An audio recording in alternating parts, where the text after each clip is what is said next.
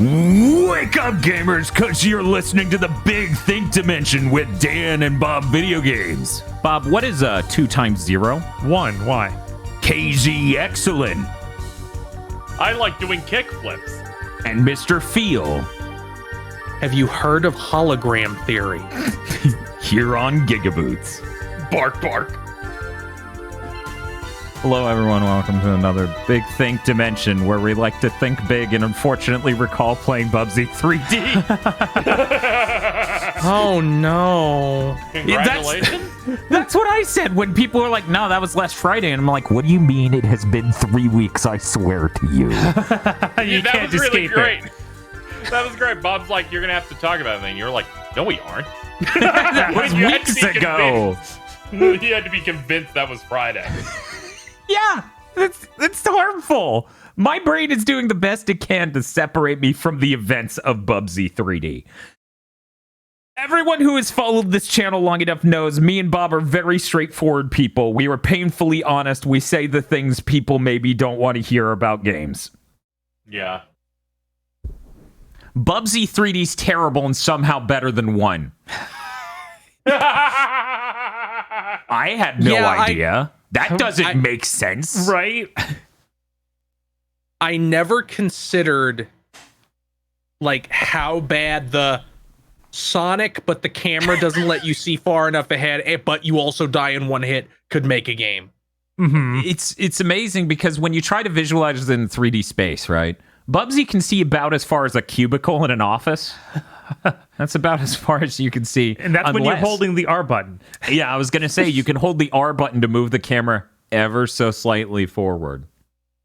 And it's like, yeah, this should be the default. How did you realize that you needed to do this, but then went, don't do it automatically. That's difficult. Make them hit a shoulder button. Yeah, so last Friday, we played Bubsy 3D and then Bubsy 1. And then because halfway through Bubsy 1, I was very clearly full of Bubsy, I made the stream goal for Bubsy 2 literally impossible. That's not true. It was possible, but I think it scared everyone away like a scarecrow. So that was the goal. That was what was important. Oh, okay. Okay. How do we recap this? For anyone who's unaware, Bubsy 3D is made by the same studio behind the entire Siphon Filter series and Days Gone. The big breakout hit. You play a lot of Bubsy 3D and you go, what are they doing here? What are these decisions? Why would doing this do a thing? And then you go play Bubsy 1 and you realize, because they were slavishly faithful to this piece of shit. Yeah, it's surprising how many weird little things transfer over. Where it's like, you ran really fast into a wall. We now play an elaborate animation. You're stuck there watching it for seconds. Yeah. I'm like, guys... Why would you ever do this? You run into a fucking wall and Dio appears and traps you in the frozen time. you slightly run off a ledge. He plays an animation where he instantly dies. Oh, no. We need to clarify. Okay. You slightly run off a ledge where water is anywhere below you on the y-axis, and you will instantly die. You could have recovered. What? There's a glide function. There's all these other things, but no. You will die. And we thought, this is insane. Why would you put this in a 3D game? Because it was in the 2D one. It's like Doom, where enemies have an infinitely tall hitbox, water has an infinitely tall kill box. And it's like, that's the thing. If it was what Feel was saying, that would almost be like consistent, make sense, sort of. Like, you know, some games, some insane video games, if you go below what they think is a normal platform area, like even slightly, they'll be like, play the kill animation, he's dead. This, it literally was, you can jump and go that low and it's fine. But if you walk directly off of any flat plane, no matter how high up, and it's over water, you're dead. You're dead right fucking now. Frame 1. And it's so jarring every time.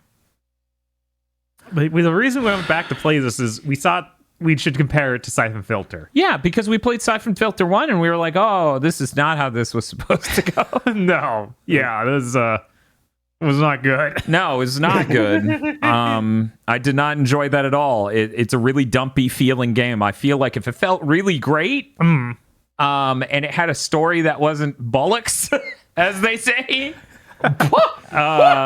I might have been able to enjoy it, but unfortunately, no. And it has a lot of really cheap deaths, and so does Bubsy 3D. They are completely the same in so many ways. It's weird. Yeah, they are incredibly similar. I think the main difference is Siphon Filter looks finished. Because the worlds you explore in Bubsy 3D are bizarre, abstract geometry. Yeah, they're abstract art. Yeah. It's nearly a postmodern video game until they did Bubsy Visits the James Turrell Museum, and then it literally was a postmodern video game. Like the second boss you fight, the mammoths, Yeah. is animated so strangely you never see it in anything else. It's literally a 3D model, but it has like 5 frames for movement. Yeah, here's the thing. Okay, a lot of people don't understand this because 3D games did not spend long in this moment, in this era, in this level of technology. So you need to stress your brain to imagine what I'm telling you. Modern games and most games, once we went 3D, have interpolated animations, meaning you would keyframe an animation and it wouldn't need to be 30 frames per second. It could be like, well, at frame 1, it's here, and frame 5, his arm's over here. And he would interpolate the in-between spots for the arm. Bubsy 3D for this mammoth and multiple enemies, and Bubsy himself keyframe animates at like 5 frames a second, everything. And for the mammoth, it did it for spinning. And it's like, okay, that's fine. What's wrong with that? He didn't spin on a central axis of himself. The mammoth was spun by the edge of his hitbox. It was the jankiest thing I've seen in a game in a really long time. It is incredible. Just to be clear, Quake 2 doesn't do that. Quake 2 interpolates. Uh-huh. Yeah. Yeah, this is the roughest looking 3D game you might ever see. Yes. Bubsy 3D is definitely that. Came out after Mario 64 and Crash Bandicoot. God. Imagine. So we played Bubsy 3D and then we played Bubsy 1, and I think I dislike Bubsy 1 more. Yeah, I think some of the lengths of that can be chalked up to you attempting one level over and over again, refusing to play it on what might have been an easier path. See, here's the thing, though, okay? Let me describe the core, hugest problem with Bubsy 1. Yeah. Because before, I think it's Claw's Encounter of the, I don't know, Yeah, who third knows? kind. They always- Anyways, the dumbest pun ever goes here. There are 16 levels in Bubsy 1. They do triplets of stages per theme. You only get a password after beating a triplet of stages. So my thought was, when we get to level 15 and we beat it, we'll get a password for the last level. They don't give it to you. The last 3 stages leading up to that are already their own insane, the level's this giant fucking box. If you miss one jump, you have to rerun the entire level because it's all taking place stories off the ground in the upper branches of trees. Yeah. So you've already gone through this enormous level that's just... Whew. The last level is even more horse crap. Unbelievable levels of horse crap piled on top of everything else. And I was like, if you had given me a password, this might have been excusable. But that game gives you 9 lives because, lol, you're a cat. And it still just mulches you. It throws you into a wheat thrasher. It just murders the hell out of you. Yeah, I mean, it's balanced for you having 9 lives. Right. It's insane. And the ending is just such an insane level unto itself that after enough tries, I went, okay, I'm good. We're 13 and a half hours into the stream. Just give me the password for the last level, because that's right. They have passwords for all of them. They just don't give them to you. They're secret dev passwords. What? Oh. Yeah. Yeah, they're like passwords just like any other. They just didn't give them to you like they do for every 3. Because I guess at some point, some executive went, well, they might be able to rent this and beat it in one go. Don't give them those passwords. It'd be too easy. I think by Mega Man Maker and Mario Maker rules that means you can quit because they put in a dev exit. Right? Yes. So yeah, that was a bad time. Mm-hmm. That was a really bad time. That game is miserable. So we had to wash that out of our mouths. We were like, that wasn't great. So we started Catter Days on GigaBoots. What? And because Namco assured me this was the case, our first Catter Day was Klonoa 1, because Klonoa apparently is a cat. What? I know, right? I always signed off on Klonoa's a cabbit, right? Just like Tenchi Muyo. Uh-huh.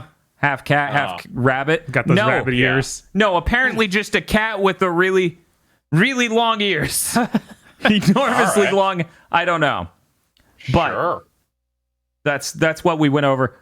That was a fantastic palette cleanser after Siphon Filter and then Bubsy 3D and then Bubsy 1. Yeah, Klonoa's a cool little dude. He is. He goes, wahoo! It's really great. Yeah, he gets strangled out. Bob, I assure you he's happy and healthy, and the Who is supposed to sound like that.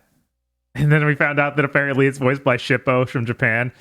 Yes. And it was like, yeah, that's him. Okay, or her. Shippo's VA in Japan for Inuyasha.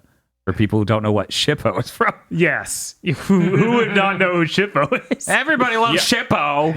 It just sounds like to be honest, you should know. As a person, you should know. Shippo sounds like a fake animated cartoon from the 20s. It does sound like something else that could be a Scrunko video game. Yeah. Which, Shippo is pretty Scrunko. He is. Makes sense. But yeah, Klonoa was good. That collection, the Reverie series collection, actually seems all right. The audio quality, though, on the voice acting, because here's what happened. Apparently, they do the Wii remaster. This is a port of the Wii remaster, but it has the PS1 original audio, and it sounds bad. It's like you'll hear like the sounds of playing as Klonoa, and it'll be crisp and nice, and then you'll hear the PS1 sounds, which just, and it's like, what? I understand it's a fake language. I would still like it to sound like you're not in a shoebox. I'm sorry. It's shoebox in a tin can. Yeah, it's dire. Apparently, the reason this is when they went to do the Wii one, they re-recorded the thing in English? Mm-hmm. So now I need to play the Wii one. Yeah, I'm disappointed we didn't get those audio tracks. I think that's reasonable. Like that would have been nice. Like it's a special remaster that's mainly using the Wii stuff. Yeah, it seems weird not to give us. But apparently, why is the subtitled scripts differ between the PS1 game and the Wii one? That's apparently why. Mm-hmm. But still, it would have been. I feel like you could figure that out. No. Like have different modes. I'm sorry. You do the work. Absolutely not. But yeah, Klonoa 1's really good. I really enjoyed that game. Lots of joy. I it came along so late in the PS1, no one's really doing 2.5D platformers anymore. Right. Like Crash is the closest thing to that when it decides to do that, but most of the time it's not really doing that. I love Klonoa 2 though. I'm very excited for Klonoa 2. I would love to play through the original release of Klonoa 1 because I feel like the PS1 aesthetics in some places might be stronger. Yeah, I could definitely see that. There's a lot of this is Wii technology era assets. Yes. Where we're programming shaders. This looks right? Oh well. There's a lot of lighting things and things like that. And that's when I point in and go, what would make this look good? Ray tracing. Because that's the meme I'm just going to keep running into the ground because it's funny. Because, hey, we look forward to the next time we get this collection on the PS6 when it's all ray traced and they're still charging the same price. Come on, man. That is absolutely going to be a thing every company gets into once ray tracing real-time 60 frames per second is viable. Once that's viable, they're going to be like, we patched in ray traced lighting into this old game, pay way too much money for it. The lighting looks terrible in a lot of these scenes. Right. It strikes someone blind. Yes, it's an HDR. Yeah, because that's once the TVs get insane levels of brightness. Yeah, of course. We're gonna use the QD OLED technology, make it even brighter over the next 4 years. And then it's somebody in the whatever game they remaster is gonna point a flashlight at you, and you will die. And that's what you want. It's to buy it for $40. But yeah, no. Klonoa 2 is really cool. I really enjoyed the tone of the story of Klonoa a lot. I don't want to detail the first one. Right. And I can't because Bob, we haven't played it yet. We're going to be playing Klonoa 2 tomorrow. Lunatia's Veil. but I also really like the tone of the story and ending of Klonoa 2. That's really exciting, and I'm so glad they brought these games back because these are things I didn't even dare to wish for. Yeah, I hope this does well. I feel like it's been doing all right. Right, like this, I see it posted online a lot. I hear it's doing well on Steam, so I'm hopeful that we will see. Bob, I saw a picture on the internet that said it sold the most of any PS5 game ever. It said 999999999 sales. Yeah, it had a Klonoa sweep. He did the Jet Bush. Yeah, I looked up the facts. I checked the numbers. It's the best-selling game on PS5 ever. But no, seriously, it did rank for digital sales. So yeah, I wish we were hit first on Steam a couple times. Yes, yeah, I think it was like UK. It was like number 5 or something on charts. Yeah. So, very least it's doing good. Right. I wish we were past needing this sort of test, but it all depends on what Bamco's insane expectations are. That's always the fucking worry with something like this, where it's like, no, we expected 2 million. And like, what do you fucking mean? Every fucking old IP, you walk up to it, and the publisher just pulls a Sword of Sparta from Devil May Cry 1, where you just have to take the sword to the chest, or you're not going to get a sequel. Okay. All right. I'm going to say that was one of the earliest, unbelievably coolest shit moments in a video game ever. Oh, you're talking about the Alistair when he walks up to it and it's just like, I'm going to test you. And it just goes through your chest. Yep. That's what every publisher's doing. They're doing the Alistair test. Yeah, so Klonoa, we have to see if he can rise himself up. Yeah. No, that's you, the consumer. You have to raise yourself up through this giant hilt. Every sale moves them a little. Yep. At least this test is like we're making something that's been trapped on the PS2 for like 20 years available, and not buy Devil May Cry 4 again. Right. That's why it's a lot more reasonable. Also, I think there's a level of ambition that's almost acceptable to. We got this 3D PS2 game working again. That's a lot more ambitious than we got a Game Boy Advance game working again. And I'm like, maybe you could just make a new. Like, I want that Battle Network collection. I don't think I actually got to talk about that on Big Think that I was really interested in that. We mostly just covered it as news. Right. But I'm excited for that. But still, we shouldn't need all these tests. Right. I just look at that one doesn't even feel like a test. That feels like we don't fucking know how to make one of these now. Yeah. Like, how do you scale that up into being like a modern game? That seems crazy. I honestly think you just do it as a downloadable game. You know, you aim for a Hades tier budget. Like something that's big, but only within that segment. I feel like, for some reason, publishers feel wary of making like, no, we can just make our portable scale games downloadable and charge $30. Like nobody seemed to have made that leap yet internally. I can't think of any. But the market segment's definitely proven. The problem is that the publishers don't seem aware or understand the value of making a thing like that. Yeah, I feel like that we see that sometimes where it's like, okay, this game's made for the Switch, but we'll put it on other stuff. I mean, and that feels like the same sort of budget range. We see, I think Mega Man 11 was 40 without the amiibo, right? I think it was not quite 60. I believe it was lower than that. Yeah, I think it was lower than 60. Yeah, Mega Man 11 was definitely not 60. Yeah, it's the closest I think we've come to someone just looking at it and go, well, you know, I don't need to have the $60 game out of this IP. But yeah, I would appreciate a new Klonoa immensely. And I think the market's there, absolutely. I think we don't need to test this. We had enough 3D platformers and things come back and be like, oh, hey, did you know people like moving and jumping and having fun in 3D? Yeah, that's what I was going to say. It's like we've had this test done for so many of these PS1 era platformers. Yeah. We don't need another test. Yeah. Yeah, I don't really need to know why you need to do that anymore. Mm-hmm. Like the market's been tested like sufficiently. It's not like they hate every 3D platformer ever made except for Crash Bandicoot. You know what? One more test I will take. Ridge Racer. Well, yeah. Give me any of those. Just make the other older ones higher res. What if instead of that, I put something? I was a little sneaky, and I put something on the Italian PlayStation blog for 10 minutes. Yeah, I saw that. You can't get away. And then I just delete it, and I go, they noticed. What if I did that? The Would that be? pickaxes hit the wall. Oh shit! Yeah, rock comes through the window, and I'm like, oh, they noticed. Let's go. They're just trolling at the Italian embassy. I'm like, I'm not getting out of the country now, am I? This is where I die. Yeah, but I had a great time with Klonoa. Really joyous game.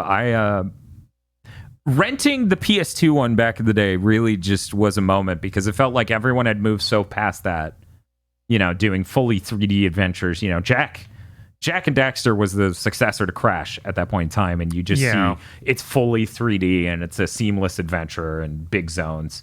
And so it was really good to see something have really beautiful art and a lot of polish, but have a more limited scope by being 2D platformer with 3D graphics. Or 2.5D, as they say. And we should keep saying. And I don't know why you wouldn't say that. Right. But yeah. Anyway, that was great. I'm looking forward to playing 2 tomorrow. Yeah. I'm so excited.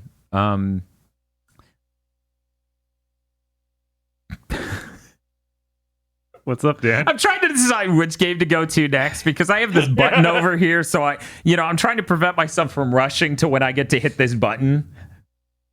Bob, I got to play Exoprimal. Summoning raptors. Did you get to see any of Exoprimal while it was going? I only saw the smallest of clips, so basically no. Okay. Exoprimal, for the people who've forgotten, isn't Dino Crisis. And if you don't know what that means, then it was the game shown off earlier this year where they summon raptors and you have to shoot them as 2 teams of 5. There was some sort of crisis, right? Raptor involved crisis. No dinos, but there was some sort of crisis. But they didn't call it that, and that's what's important. Actually, they may have. I don't quite remember all the words they said during the Capcom thing. But yeah, so you get to have, in the beta, they had 4 different exosuits you could switch between. Because the thing about Exoprimal is you don't select a class and go in. You are you, which everyone decided to make the same white guy. The same one. So when I screen capped a full lineup of the same guy just staring, and I'm like, this isn't even the default guy. I was like, do they have a full character customizer? Yeah, a little bit. It's not good enough, to be clear. I was hopeful for like a full Dragon's Dogma level of like, oh wow, this is a lot. No, don't expect that. But we all selected the white dude with the weird haircut and like a little bit of grizzle on him and a scar. And I'm like, this has to be a glitch. Not everyone has selected the exact thing I did, but I'm not sure. I have no idea. I mean, everyone only had like 3 hours total to play the game, so I can see them all selecting. But it wasn't the default choice. That's right? The part that gets me. That's what I was insane. They had something like 9, maybe 12 choices for faces or skin tones or whatever, and then you change a little bit of accessorizing, like scars go here, whatever there, what color are your clothes. Anyways, 4 different suits. One of them is a melee class, which, I'm going to go ahead and say they balance correctly because your damage output is nuts. Oh, good. It is there's nothing more frustrating in a game full of shooty dudes than choosing a melee guy and it's not getting it done. Yeah, because you have to be up there in it. Like there's a different level of commitment there. Right. There's a difference between being down the street from 700 raptors. Summoning raptors. And being face fucking them with your cool katanas and shit. Right? Those are 2 very different things. Different levels of commitment. So, yeah, the melee class is really good. And when it opens up into doing the different modes, like, there are a couple different ways you can do it, but I'll get to that in a moment. Where you're directly fighting the enemy team. Okay. You murder people fast as melee, man. Oh, you actually get to directly fight dudes? Yes. Okay. You can go murder the enemy team if you're occupying the same space. Okay. Yeah. So you have normal shooty long distance guy. You have melee man. You have a shield dude who just bangs his like fists in order to draw attention to him. Okay. Yeah, he just pulls enemies onto him, has a giant shield. And then you have a support thing that no one will ever select. True. So it's an online shooter in case you haven't put that together yet, listener. Yeah, that's always the unfortunate part of this game. I saw people select the support, to be fair. Okay. Was it selected enough? I don't know. Hopefully it's balanced in a way that you only need one. Because hoping for more than one person to select something like that. They seemed pretty productive. Okay. There were only a couple short moments where things got completely overbearing. This game has a blue shell. Ooh. And before I cover what the blue shell is, I need to cover the dynamics. There are 2 different teams of 5. You're competing in parallel dimensions at first in one of the modes, where you are trying to rush through all the challenges of, we're going to summon a crap load of dinosaurs here, and you're going to fight them in these waves exactly, and then you're going to need to run to that part of the city and fight those waves of dinosaurs, and then you're going to need to run to this part of the city and fight those waves of dinosaurs. And then you'll get to the ending segment where you need to push the payload. You need to stand on the fucking payload. It should surprise no one that at multiple points, I'm the only human standing on the payload. Yeah, that's a simple shooter concept that's been around for ages now, and people still cannot get it. No. Like, it's just like with Battlefield. that They still shit's- don't understand conquest mode. No, they don't. It's been going for over 20 years. I mean, dude, the payload thing's been going since TF2. Yeah. Yeah. You know how Nintendo always puts out these peripherals like they were going to do the heart rate monitor one? Yeah. They need to do like the Nintendo shock bracelet. Yes. And whenever you're not standing on the payload in a game like this, you're getting like 80 volts put through your leg. Yeah. that might solve the problem. Yeah, that's like, it was fine. We ultimately won. Uh-huh. It worked out balanced enough. My team that was not on the payload griefed the enemy team hard enough where they all died at one point. Nice. It was pretty good because, conceptually, we're supposed to be dealing with the dinosaurs, but we murdered all of them that were near us. And then our team just went, what if we went and murdered them? So they did. And it kind of worked. So that's one of the modes. Uh-huh. There are other modes, which are weird. Okay. So imagine it's a big open area. This one's not like the last one where it very directly tells you, go to this one, go to this one, go to this one. This one has zones. And in these zones, it just drops energy. And you need to grab energy, but you can also murder the enemy team for the energy they picked up. And once you hit the amount, you've won. Oh, okay. So that's what Melee Man rules to play as. I feel like there's something similar to that in a Halo game. Oh, it's like a definitely been battery-filling done before. Yeah. But each pickup you have is one battery, right? Okay. So you need to collect like 100 or whatever. And once the timer finishes, this zone just drops like 15 batteries, and you just run and pick it up real quick. It was really good. There was a moment in this where I was running, me and two, maybe 3 people total, so 2 allies, maybe 1. We're running up to this zone. This zone's like, I'm gonna drop batteries in 5 seconds. And I'm like, awesome, the enemy's nowhere near here. We got this, dude. 1 second from dropping, he turns a 180 and runs away because he doesn't understand the mode. And I'm like, okay, I'll just pick it up by myself. What's the worst that could... So then 4 enemies show up. Uh-huh. Yeah, of course. And just pulverize me. Then I respawn as a melee guy because I decided I'm a strong, independent man who wants to go my own way. My teammates are just going to run away. I might as well be prepared to kill anything that comes at me, relatively. It was neat. I really enjoyed this. Okay. It was a pretty cool time here in Exoprimal. There was one other set which was a version of the first mode. Okay. But it was a completely different like city area and etc. And it was interesting. I do like the feeling of going through these. The payload thing at the end is strange, but it doesn't feel completely stupid or like worthless because the faster you get through that first thing, the faster you get there. So it makes sense. Okay. It makes it a one cogent experience that isn't just push a payload for 15 minutes, which having played a lot of competitive Overwatch, I kind of appreciate the concept there of we're going to have a payload moment, but not the whole time. So there's a blue shell. Okay. Let's say your team's doing really bad, which the same AI that says summoning raptors will just let you know. They'll be like, you are doing this much slower than the enemy team. And every time you clear a set of objectives, he'll just say that over and over. He'll just be like, you are much slower than the enemy team. And he sounds like an evil Neil Patrick Harris, which I think is funny and very fitting.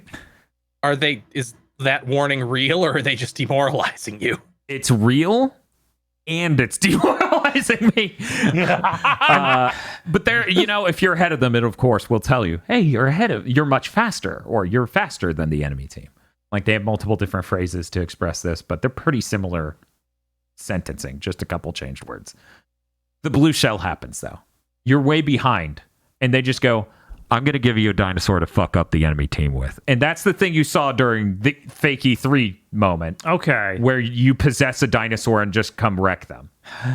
That is their blue shell. It's a pretty cool idea for a blue shell, because if the enemy team has their shit together, they should be able to deal with it just fine. Like, you fight Triceratops and T-Rexes, which have their own name. The names in this are hilarious. Like they, because like the new Jurassic Park, they need to invent the cool name for the super T-Rex. Right. That sort of thing. It's neat. And I like that the Triceratops, the front of it, because of the way they look, is able to deflect bullets, basically. And you need to attack the backside of it.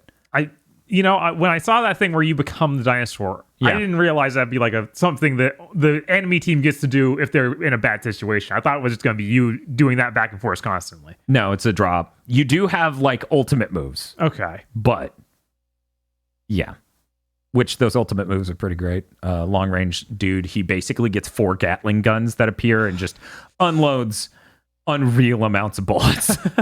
It feels awesome. You can juggle stuff if you just focus one thing, but that would just be... What sort of psychopath would just spend the whole ult on one raptor? I don't know, man. Probably someone who used it at the end of a wave on accident. Who would have done that? No! What an idiot. I'm just saying it's possible. But yeah, I enjoyed my time with it, but I still struggle to envision this game as like a $70 or $60 game that you go and buy. Yeah, because I know it is a full retail game. I'm just not sure. I assume it's 60 because Capcom usually does 60. Maybe that's because they haven't had the opportunity to do a next-gen game. But Expo Primal's going to be it? Yeah. Okay. That's going to be the one. Yeah, that will be their Destruction All-Stars. I have faith that Capcom is self-aware enough to not charge $70 for this game. This game's a heavy bitch. This is something else I need to cover before we stop. It's a heavy fucking bitch. My PC is pretty good. It's good. Anyway, my GPU is a 1080 Ti. This thing slapped the shit out of my rig. It was frame capped at 60, and it still slapped the shit out of my rig. Jeez. So I don't have any confidence in that locking 60 on console unless they drastically optimize, which they couldn't. Capcom, they can do that. Yeah, they're usually good at figuring out how to like lower settings in just the right way. But that's in a game where there are a moderate amount of enemies, not literally 300 raptors. I assume every raptor's going to run at a quarter frame rate, and I'm scared for how bad it's going to look. It'll probably something, or they'll just be like, well, people say people like EDF running at 15 frames a second. They say, why would you need more frames? That's fewer bugs. They're making a good point. But yeah, I thought it was by the way, I need another EDF on these next gen consoles. I need them to be like, we can have 100,000 bugs on screen at once now. Yeah. I feel like that we'll get it. It'll just take a little longer. Yeah. Like that seems like something that they're working on over there. Yeah, usually EDF takes a while to join the current generation. Right. It's just like, hello, I'm here. I hope there's a single player component to the Exo Primal to try haven't- and justify the price tag. Everything in there has me convinced there is no single player. Yeah.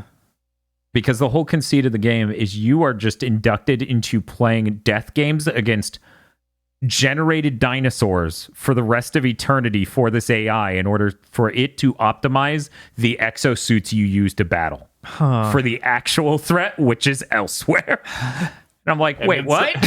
Yeah, Not actually solving the problem? Wait, maybe the single player will be solving the problem.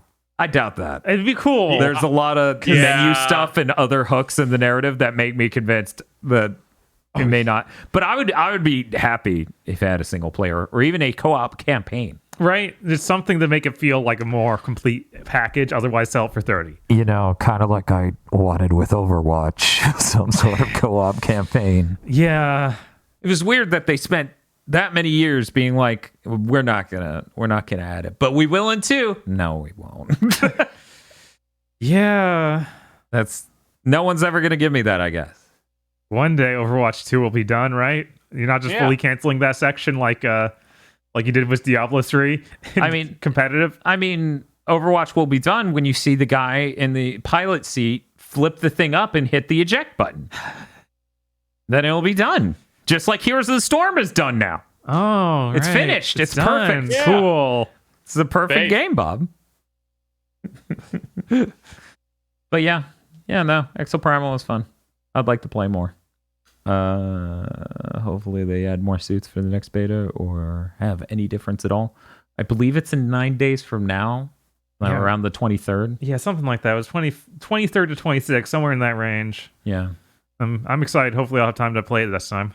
Yeah, because they sprung it on you at the exact worst time. Yeah, it was like I was like, okay, house, I'm going to leave you for 20 hours. You take care. The house was like, the beta's happening. And he's like, what? Then the fucking studio applause went. my house is now Pee Wee Herman's house. The fucking secret labs chair just goes, ah! And it starts spinning. Yes. Yeah, the PC. See, that's gonna have the OLED also yells as a big mouse on it's it. folding now. See, this is gonna happen to Dan, but with his car, where he'll be like, "Okay, Dan, you have a 6-hour window to pick up the car." And Orga's like, ah. I'm sorry, Francis from Pee Wee's Big Adventure has stolen your car. No. You gotta go No! across America. For You anyone gotta who's wondering, drown him in his fucking pool at the end, like in that movie. this I need is to how see it this happens. movie, I guess. That's a pretty damn good movie. Yes. It's made by a guy. You may have heard of him, Tim Burton. Anyway, What, really? I think actually. But anyway, for anyone who's actually curious, the card's going to be 2 more fucking weeks, allegedly. Just Duke standing in the nuclear waste. God, you were right. He directed Pee Wee's Big Adventure. Wait, Fucking they Tim made us. Burton. They made a sequel in 2016 for Netflix. Yeah, Yes, They they did. did. Yes. they de-aged him, I believe, for that. Ugh. Yeah, they need to. Everyone needs to stop doing that. Yeah. Especially twice. Oh my 16 God. Like you. I think it's really funny that Pee-wee's Big Adventure and Beetlejuice are what made Warner Brothers go, get this man to do Batman. Yeah, that's what got them to do Batman, and then that's what later got them to go, okay, well, give him Planet of the Apes. That'll go well. Uh-oh. I need to see Beetlejuice again. DVDs I've seen. Well, what's up? What's up, Casey? Oh, one of the first DVDs I've ever seen was that old Planet of the Apes. And I was like, whoa, this menu's magic. Why did they all look like that? Yeah, that is a really peak DVD-ass movie. Yeah. I would love to see it on Blu-ray. I want to see how that looks. Yeah, I'm willing to give it a revisit, seeing as how I've rewatched basically every Planet of the Apes movie at least twice since. That maybe more. Except for I haven't seen the latest one. Yeah, the James Franco ones. Yeah, I watched the first James Franco one. And I was like, this is terrible. And then people were like, the later ones are good. I'm like, you're damaged Planet of the Apes fans. I don't trust you. You're the last people I trust. I liked that second one. And the third, I just couldn't keep interest while watching. Damn. That's rough. Which It one was do you like- think? It was on like cable or something. Bob, So, wait, real quick, gamer premonition. Bob, which one do you think goes worse as a trilogy? James Franco, Planet of the Apes, or the new Jurassic Parks? New Jurassic Parks. Easy. Okay, feel.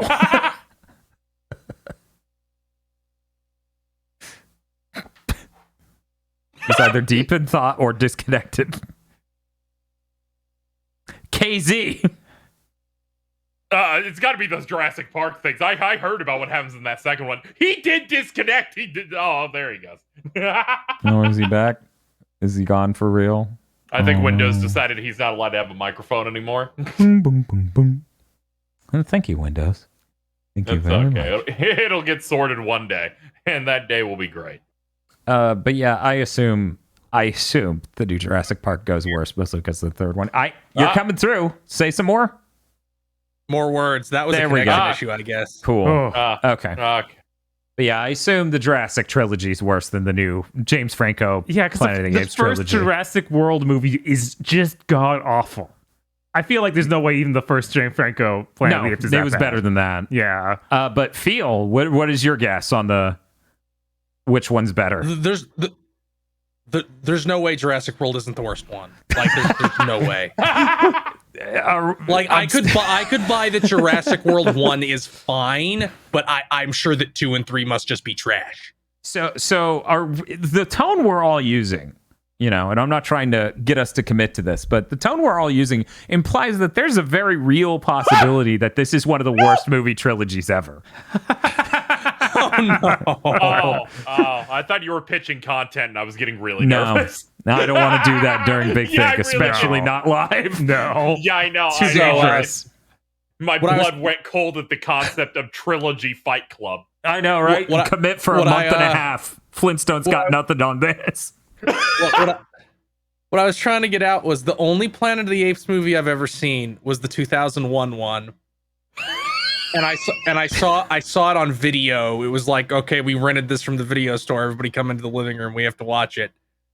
And my dad got so fucking mad at the ending where the Statue of Liberty is the ape. Why would you get that? I love was your like- dad. He was like, that's so fucking stupid. He was mad like the rest of the night.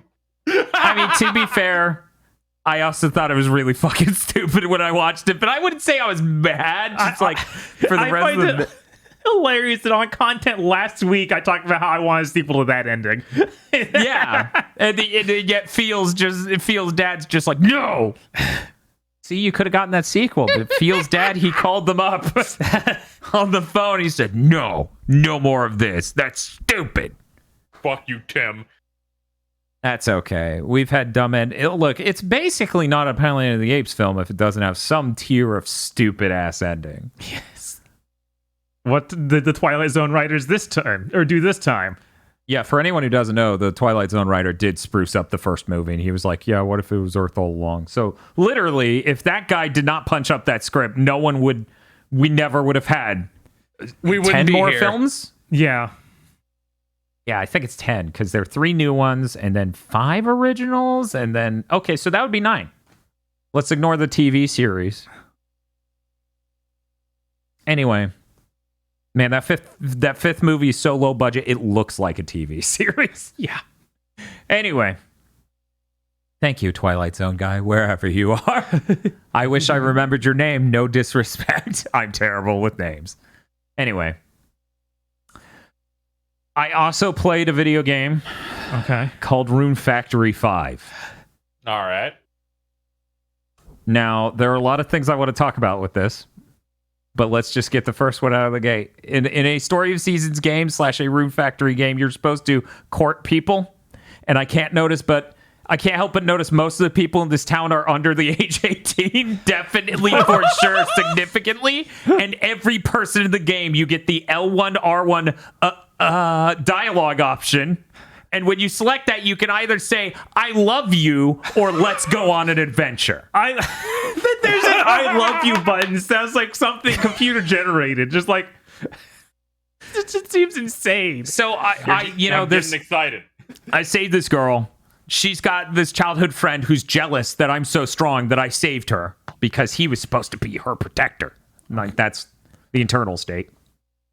And I'm just like, what the fuck is this R1 button? And then accidentally, I engaged in this mode where my now only options, technically I could back out, but whatever, are I love you to this kid I just met. Isn't he Or like 8? let's go on an adventure. Yeah, that kid's like 11.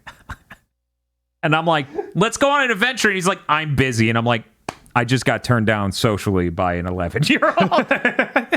This feels bad. Anyway. Rune Factory, for people who don't know, action RPG / farming game. Pretty cool time.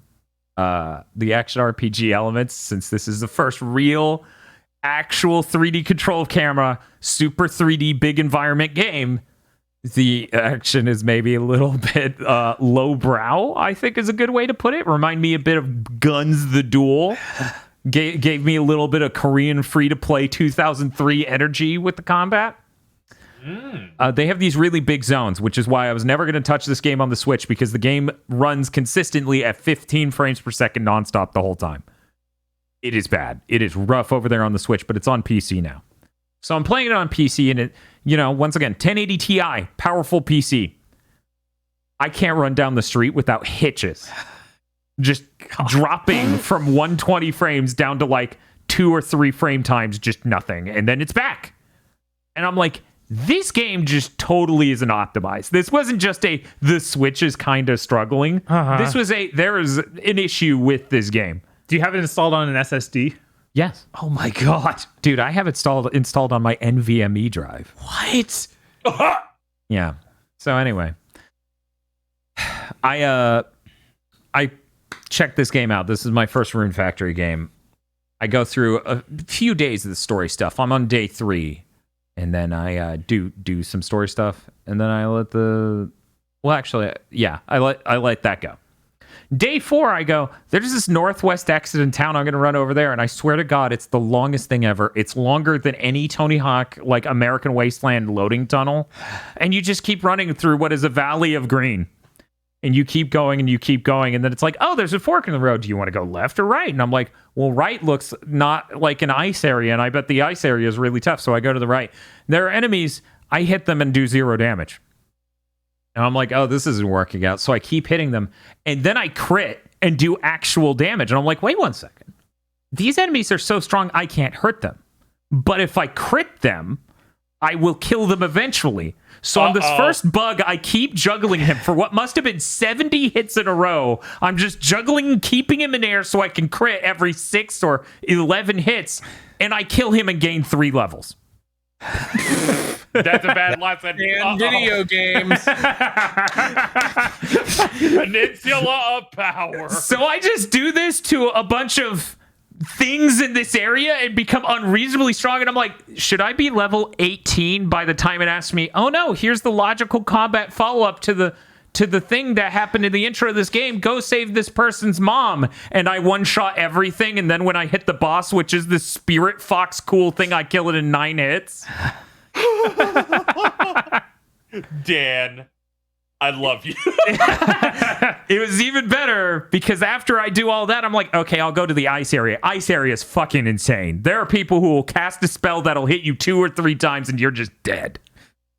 Because I'm not supposed to be there. Anyway, So you keep going, I assume. so I keep going there because these chipmunks are really good for experience grinding.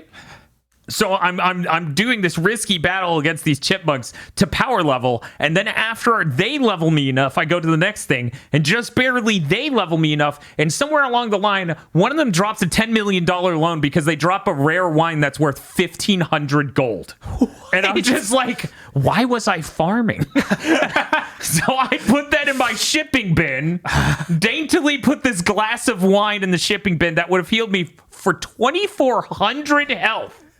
How big is your health bar? Like 300 and 308. I put it in there, and then I'm rich enough to buy a hammer. And I'm like, this is the best! And that was my time with Rune Factory 5. There were, of course, as Bob can attest to, many moments where I go, everything's going fine. Look at all these levels I got. And then one guy casts a spell, and it hits me 2 or 3 times, and I'm like, I'm dead again. Let's do it again. So Rune Factory 5 is great. It should run a little better. I'm running on a G-Sync monitor for Christ's sake, and I'm just seeing these like huge stutters as it's like, you were in a house and looked around the room. Why did you do that? How could you do this to me? And man, let me tell you, the next most meaningful thing I can tell you, audience, about this game, other than there sure are a lot of children and furries to romance, which is honestly because of those 2 cross sections taken out of the populace of this city. There aren't a lot of romantic options left for me. I'm starting to look at the cat girl who doesn't even speak English and go, that could be my wife. Fuck it. Good enough. This is how bad it is. You talk to her, right? Because, like, there are other were-people. There are other were-people, and they speak English. Uh-huh. But I go to the cafe, and there's the one chick I already know, and she's like, hey, this is such and such, Fuka or something. And then Fuka comes up, and she goes, and I'm like, okay, sure. Only cat noises. It's just that comic where the person looks like slightly confused, but ultimately not unconcerned. It's like, yeah. Yes. I overheard this from my side of the room. And assumed there was dialogue under that, not just cat noises. Well, the cat noises form words in her language, and because of the weird production values of this game, occasionally you'll hear her speak it in English in jarring sentences. Huh. All right. Like she'll go, and then it'll pause, and then she'll go, nice to meet you. I shit you not. But only some of the time. Right. Because this is the actual important thing I need to tell you. They don't have enough money to voice even 1/3 of the lines in this game. It is seriously like a 1 out of every 6 or 8 lines will be voiced, and it will be at random. So I'll come up to someone, they'll say a word, and then I'll say nothing, no sound, and then they'll say nothing, no sound, and then I'll say 2 words which aren't the words in the sentence, but they're kind of close. And then they'll say a full spoken sentence. And then I'll make a sound. I'll just go, like I'm Sonic 06. And then they'll say nothing. And it just goes at random. So I can, and then even weirder than that, you're thumbing through the dialogue because you're just reading it. You give up eventually. You're like, I'm never going to not skip them trying to say a sentence. But they actually foresaw that. You can't skip them saying a sentence. So they'll begin saying their sentence, all I've read it, I'll hit X. The cutscene will now be focused on someone else entirely, and you'll just hear them, oh, I don't know if I should do that. As they're doing a different animation, they've moved on over there, and it plays the whole voice line. Anyways, that's the production values of Rune Factory 5. The game's pretty fun. If you're interested, maybe pick it up on discount immediately or way later when it's cheaper. I'm surprised there were some anime cutscenes that seemed to be introduced into the game. So the very opening of the game is this full-ass anime intro. Mm-hmm. And it's pretty delightful, and I think it's funny. And then you start playing the game, and then they randomly show you, like, oh, I ran into a person. You'll see the person, and then they'll show you an anime cutscene version of the terrible animation for this cutscene you just watched, where it's like your 2 character models will be moving, and they'll cut to a shot of you being like, I'm moving, and then cut to her. She's moving. And then you'll see the side of her face and her model will flip backwards like they flipped her. And then they'll make a ooh sound and it'll fade to black. And then it'll show the cutscene, which implies you ran into each other. And I'm like, that's not really... And the cutscenes are all first-person perspective because you can either be a guy or a gal. Oh. They're like, are you hero or heroine? And you get to choose like that. So... the production values of this are all over the fucking place. I'm kind of tempted to just go pick up 4, honestly, because that's before they make the full jump to 3D. Yes. And I'm kind of interested in how it went before they did that. Everybody talks up Rune Factory 4 Special. Yeah. I am going to go back to that at some point. But I'm enjoying my time with this because holy shit, how couldn't I? After the $1 million glass of wine. Yes. How could I not enjoy it at that point? It's going neat. I have a dragon farm. I found a dragon. It is a dragon farm. I can farm on the dragon's back. Oh, okay. I was like, so do you grow dragons? Now, I thought this thing was going to be fast travel, but they're like, that's a farm dragon. And I'm like, what? So that's why there was a farm on its back? I thought it was the quick travel mechanic. And they're like, nope, it just hangs out above your house from now on. And I'm like, game, you've been like just story content wise, an hour and 30 minutes, and this seems like end game shit where I get the second farm, but it was immediate. That is very strange.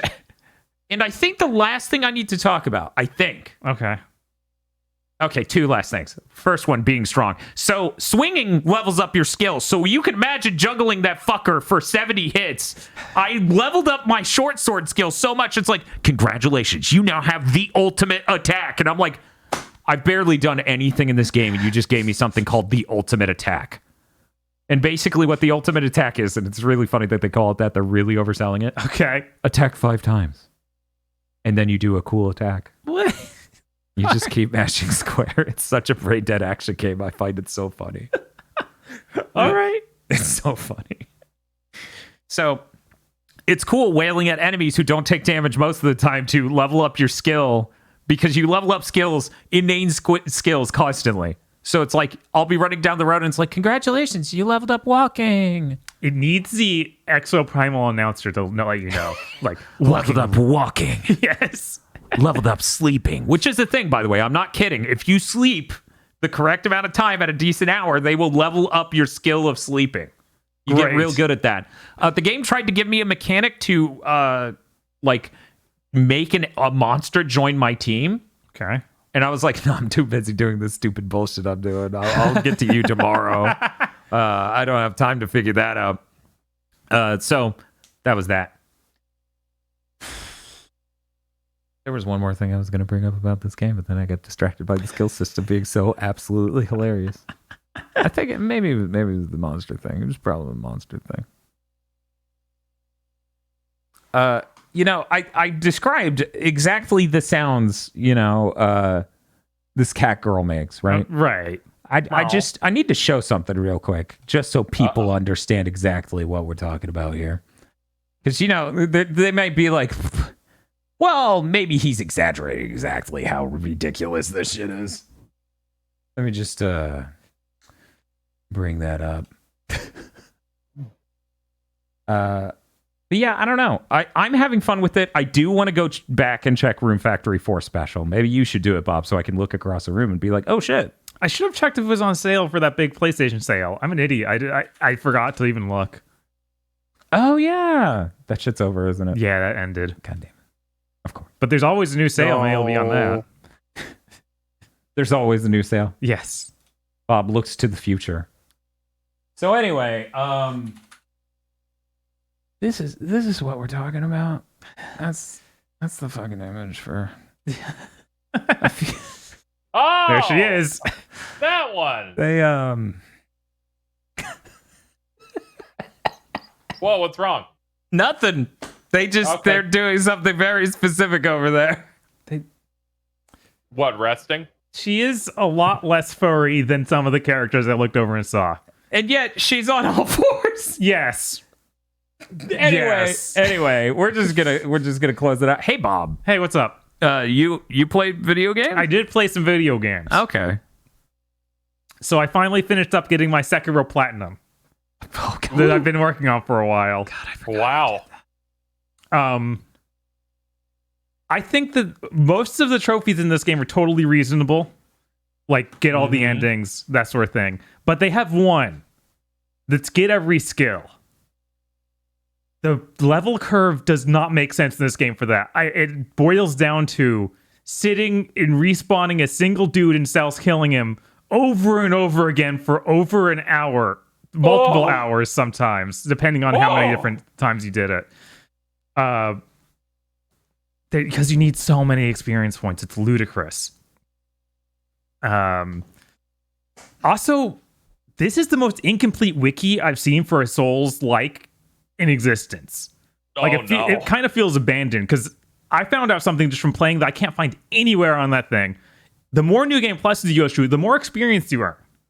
So I'm on New Game Plus 4, so I'm getting like almost double the experience I got on the first run of the game. And that's the only way it became acceptable, because now I'm getting like 4,000 plus experience from this guy instead of I think it was 1,600 or something. Okay. When on your first playthrough. So that would just be genuinely impossible to do unless you were willing to sit there for like 3 hours or more. Yeah. I don't know why it's like that. I don't know why. I hear a ton of people love this game, but I don't know why the wiki seems to be so abandoned. Also, the endings and how to get them page for that wiki literally just opens up each one with spoiling the ending. Yes. Instead of I do recall that. Instead of he never went back and edited it and fixed it, so he just goes through the steps. If you would like the ending where your dick falls off, press 4. Okay. But yeah, I've ended up liking a good bit going back now that it runs well on the PS5. That helps a lot. Not having to deal with the jank of the PC version of all sorts of weird glitches that I had when I played through. Yeah, I remember the way you talked about it sounded like a nightmare. Yeah, that was not a good experience, because I too assumed the PC would have fixed it, but Yeah, it just didn't. it just wasn't there for him. But yeah, I'm done with Sekiro now. You're free. It's funny. Like I feel like there are 4 endings, and each of them could have their own sequel come off of it, which is always fun. I think only one of them would be good, but you could do it potentially with any of them. And doing the bad ending was one of my last runs. Mm-hmm. That's pretty cool because they give you brand new bosses and stuff. I remember where it just ends way earlier. Yeah, it's only like you cuts out I think a third of the game, something that large. I remember being really terrible at the place you do that in, and I'm like, I mean, could I just opt in and maybe have an easier time on doing this route? But other things I played, I tried a demo for an indie game called Enenra. Spell that? Enenra. Okay. You might remember this name because it's the same demon name that I used, or that is for Smoke in the Mortal Kombat series. So I used him in my Mortal Kombat pitch. What? Because it's a smoke demon. God. You do fight this monster in Neo 2. But this is a like Devil May Cry style action game. Mm-hmm. We play as a cyborg ninja. It's pretty cool. They got a lot of mechanics working fairly well. It still has that like it's an indie game jank to it, which I don't know if it will be fully polished up. But this is like really early on, and he keeps releasing demo builds to add more and more features to it. But it was pretty neat. It's got the Devil May Cry style combo system where you do the delay hits. It also has the finishing move stuff from Ninja Gaiden. So if you instead of knocking off a limb, there seems to be like a stun gauge you're filling, and if you stun them, you'll be able to do an instant kill. So the instant kill in midair is just doing an Izuna drop, which I thought was pretty good. Yeah, that is pretty good. You've got the trickster style, like teleporting behind dude stuff. It's neat. I'm very excited to see how this project goes. Hopefully he keeps working at it and it just becomes a complete game at some point. This has a surprising amount of things in it. Like it has a tutorial missions that end with a boss fight against your rival character. So you got your Virgil already.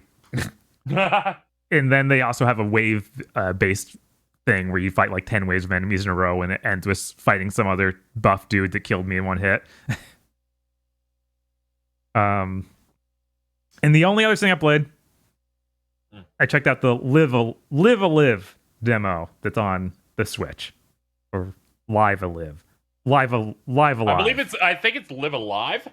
No, it's no, not, people have been saying that forever, and apparently that's wrong if you look at the original katakana or whatever. Right. Live Alive. It's probably Live Alive. Probably. I only tried the story mode for the ninja character. I was like, okay, sure. He's pretty cool because he actually has a thing where he can hide. So he like hold the Y button, he holds up a little invisible sheet over himself so they can't see him. And there is a mechanic for this chapter where after each kill, he says, "Oh, I've killed so many people." Mm-hmm. So I guess you could go through this without killing anyone. You get a cool sword. I looked this up. Mm-hmm. But that sword gets obsoleted basically immediately. So I'm like, I don't think I want to bother doing this because it means that you can't get other things because they're literal fights you have to do to get certain items. And it's like, okay, that seems weird to force myself to do. But it's neat that you can. Like, it's got this game looks great. It's that pixel art style that's mixed with the 3D elements. Agro talked about it a few weeks ago when he was on. Mm-hmm. They do a really neat thing where you bring up the pause menu, and depending on where you are, there are cool different poses your character is in. Like if you're outside, he's posing on standing on top of one of the buildings and looking cool. If you're inside, he's just hiding against a wall. And if you're crawling in a crawl space, he's in a crawling pose in a crawl space. Mm-hmm. It's not exactly where you are. It's like a cinematic looking thing they put him into. The unfortunate part is that means the pause screen you have to load to. Oh. Okay. It takes a little bit too long to feel good. But that feels authentic to PS1 JRPGs. Ignore that this was on the SNES. Yeah, I was like, You know, I was gonna say, I was gonna ask if you think it's worse than Final Fantasy VI or Chrono Trigger on PlayStation 1. That is worth asking because you did play Chrono Trigger on the PS1, right, Bob? I did. Or Final Fantasy VI. and both that as well. Yeah. I don't remember Chrono Cross. Oh, it's Trigger. I don't remember how bad those were because it's been long enough that I hyper focus on how bad it is for the battles, not for the pause screen. Okay. And this has most problems as well. The battles also take too long to load into. Okay. So hopefully this gets brought to the PlayStation. I know I think that did they say this comes to PC yet? I don't even know. I think it's just the Switch for now, but I don't know. Right, I think it was just the Switch. Yeah. Which is unfortunate. It also kind of runs bad.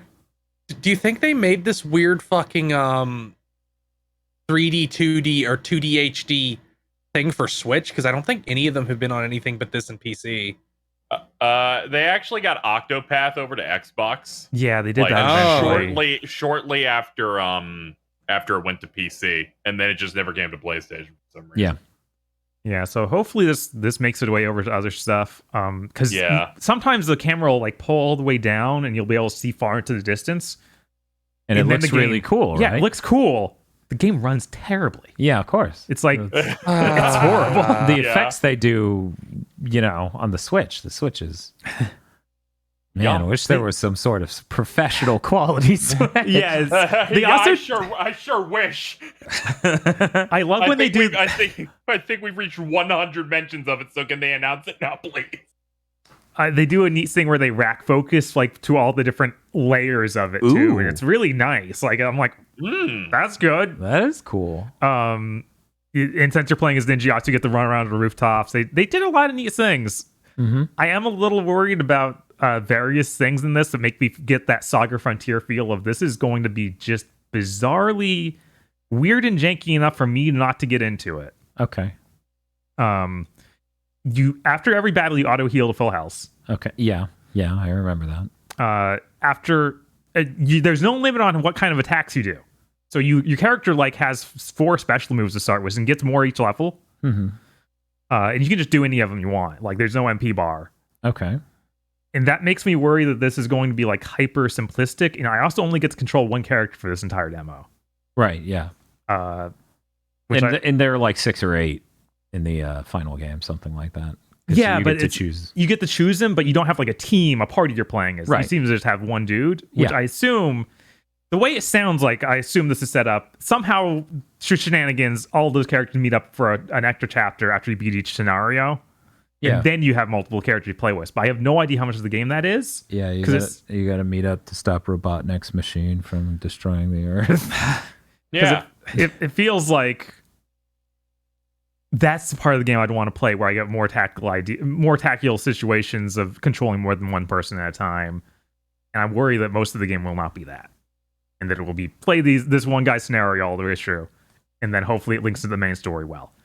I'm going to say it now, otherwise I'm going to forget it. We watched that, what was it, Tezuka? Game Informer 100 question thing from the Sonic guy. Yeah. And they're just like, where's the 4th damn Chaos Emerald? And he's like, what? How do I answer that? It's just a bunch of normal questions and then that. That's God, good. Izuka, I love thank that. you. That Izuka interview is so enlightening. It's so funny and funny, but it's like, what's your most requested feature at Chow Garden? Is Chow Garden in Sonic Frontiers? No. Yeah, there was that. There was a bunch of other stuff too, which just like, so when did you know Sonic was gonna be in this movie? And he's like, or wait, no, it was it was Sonic, ugly Sonic being in Chip and Dale, and he's like, so when did you find that out? And he's like, on the news. They're like, wait, yeah, when the movie came out. So wait, you found out on the news when the movie came out? He's like, yes. They didn't let you know? Yeah. No. Well, yeah, they don't have to let you know. That's just parody law. I love it. What was the other thing in there? Oh, right. He was very insistent on not being open world, it's open zone. So when he kept getting questions like, hey, did you take something from Breath of the Wild? It seems like you were inspired. It's like, no, it's open zone. It's totally different. It's like, you literally hell you're doing the Kokoro Let's challenge. go! I mean, Al Numa did this exact thing with Breath of the Wild. He's like, it's not open world, it's open air. He was very insistent every single time somebody said open world. This shit's They're like, hilarious. they're like, this is unlike any game you've ever played, and I'm like, Every Japanese I developer. need you motherfuckers Please. to stop. Everyone's I would video also game. want to distance myself from Ubisoft's library. That's fair, yeah. That's understandable. But yeah, the Izuka interview is really good. Definitely worth checking out because all the Game Informer's 100 questions things are really funny. I'm really Yeah. glad that Ian Flynn seems to be actually writing this game and Yeah. not what I was afraid of, which is he got to write dialogue characters say as they go through a level and basically had nothing to do with the actual story. Do you think we get the Ian Flynn tier tweet that's along the lines of the person we found out is writing God of War Ragnarok? Or he's like, some of our stuff may be made in the game. You'll probably hate it. No, because Ian Flynn does not feign pathetic insecurity because he thinks it will make him likable. I liked I was reading the thing about Ian Flynn writing, and he's like, yeah, the game's being localized for Japan. Oh. Like the focus of it is English, then going to localize that over there. That's cool. Sonic the Hedgehog's favorite food is chili dogs, right? Yes. Do you like chili dogs? No. What's Sonic the Hedgehog's second favorite food? I don't know. Is that, I need to watch this back. Yeah, it is That's really like good. their best one ever. It's really good. The amount of questions that come in there.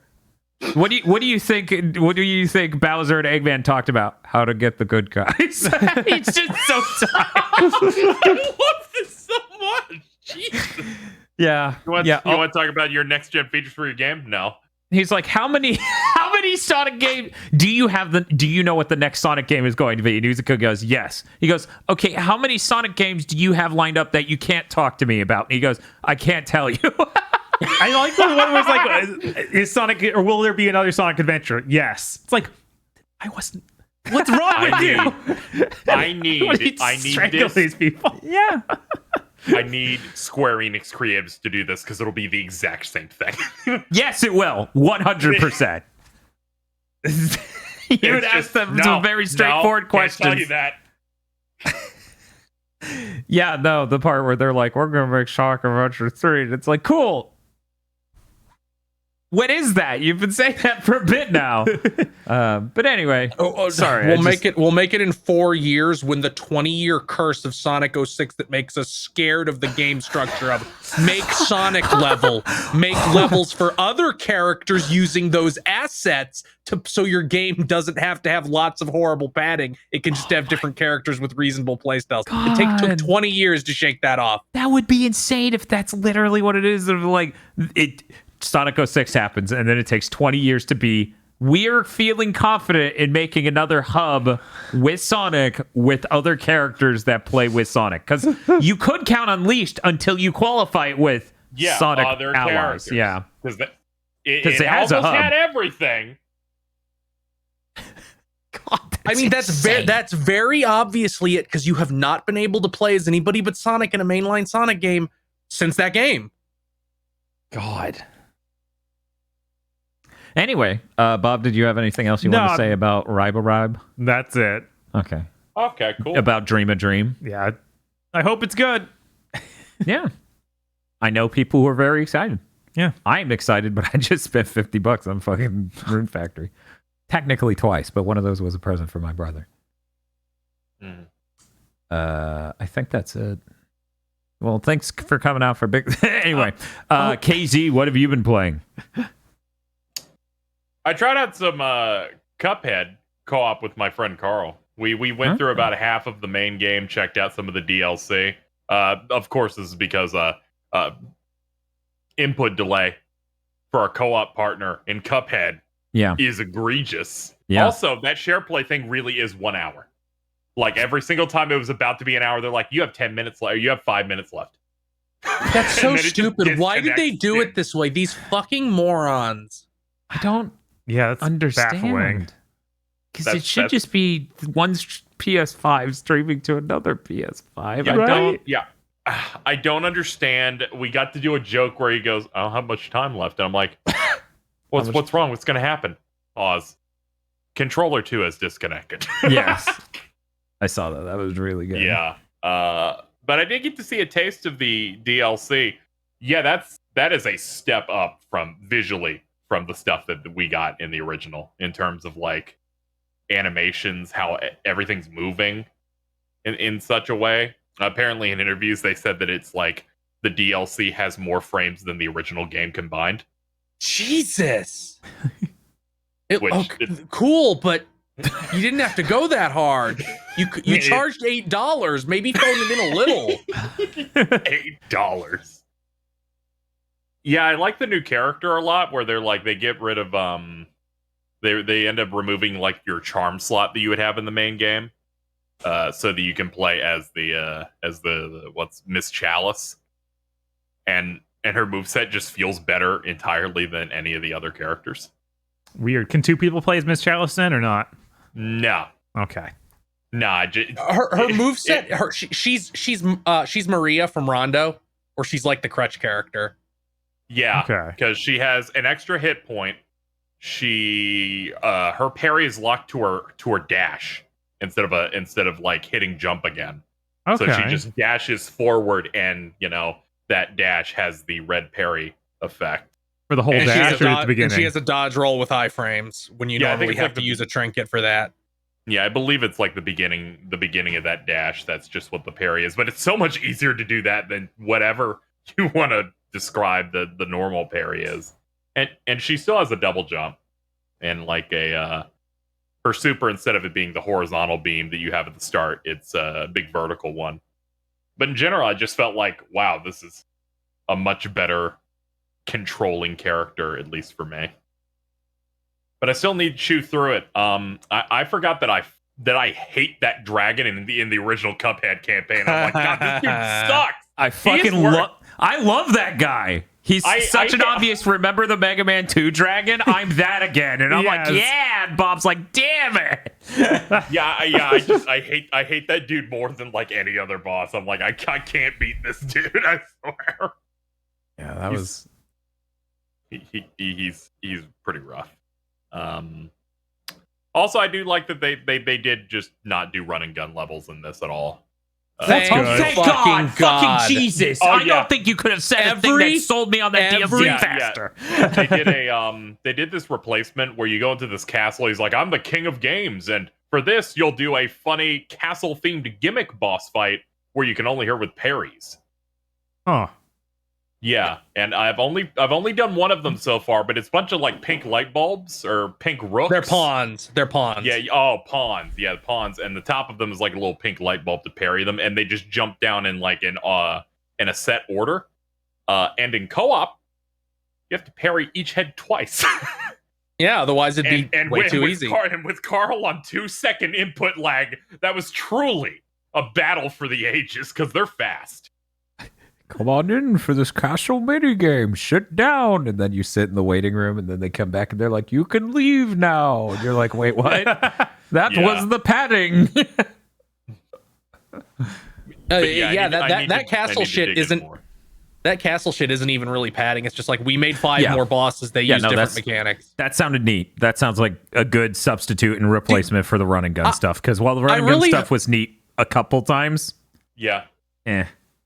I really hope that every game journalist who wrote that game needed run and gun levels just knows they made the world slightly worse. they don't know that. And I feel like we need to make them know that. Yeah, because what they did was they're like, I'm gonna relate it to Dark Souls, and I will probably quit on the second island. It's pretty much how they went. So, which means they didn't go to Island 3 in the wharf with that run and gun level. You got to be on the fish, which I think is my most hated part in that entire game. I hated that. Yeah, that's definitely the worst level in the game. And then the one guy who couldn't figure out the tutorial later got into NFT, so everybody who was mean to him was retroactively correct. Okay, are you fucking serious? Yeah, I heard about this too. That happened. Sorry, Dan. That was Dean Takahashi, right? Yup. I believe so. Yeah. It's Got anything? it's the emotional equivalent of being disappointed in your son you know is an alcoholic. It's like they're already an alcoholic. How can you be disappointed? And yet here I am. What? We're here for your son's your son's intervention. I mean, I don't think you can cure his alcoholism. Alcoholism, he's just a racist. And that's when I mug to the camera and go, wah, wah, wah, wah.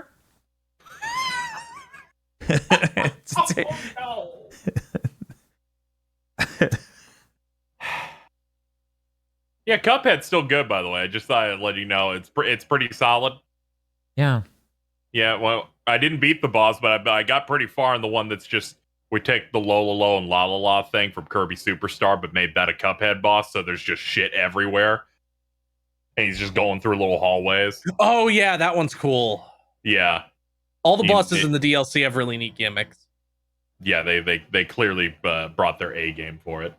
Aside from that, I played some Jackbox stuff with friends, mainly a lot of the gimmick stuff. I haven't played that now would be called Among Us like since that blew up in between the push the button Jackbox game came out. Yeah. I played that with some people. Shibia was very rude to me. She was assured that I was the bad guy because someone hacked me for 3 minigames in a row.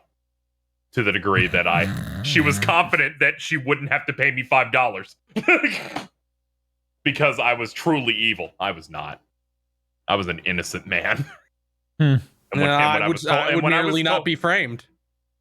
When I was told that I was hacked 3 times, I said, I'm going to literally kill you. Like, how dare you do this to me? Aside from that, yeah, I haven't really had time to like dig into anything. I experienced streamer burnout and kind of just like floundered for 4 straight days. That's about it for me.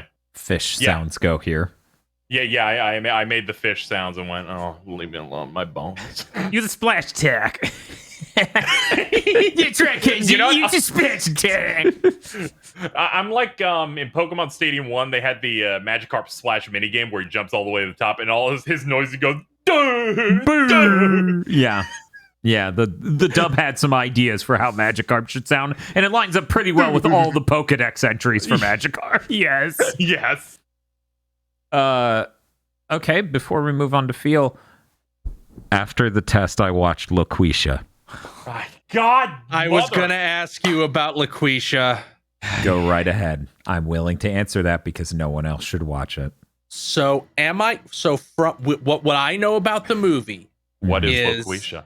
Yeah, we should cover it. Laquisha is the movie from Jeremy Seville, director, writer, and star of The Test. He also directed, wrote, and starred this movie. It seems to be, from what I could ascertain from the trailer and the promotions, a story about a white advice radio host who, in order to further his career, pretends to be a sassy black woman named Laquisha with the aid of perhaps some sort of voice changer that sounds unrealistically real. No, he's just doing a sassy voice the whole movie. What? No! This movie, you need to understand that no joke you can make about what you think of Laquisha is as bad as Laquisha. I got that as soon as you pulled up the dude's YouTube channel and saw the other videos that he's made. Yeah, this dude has been a comedian for 17 years now, going back to like 2009 on YouTube with his hit video, Gay Date, all one word.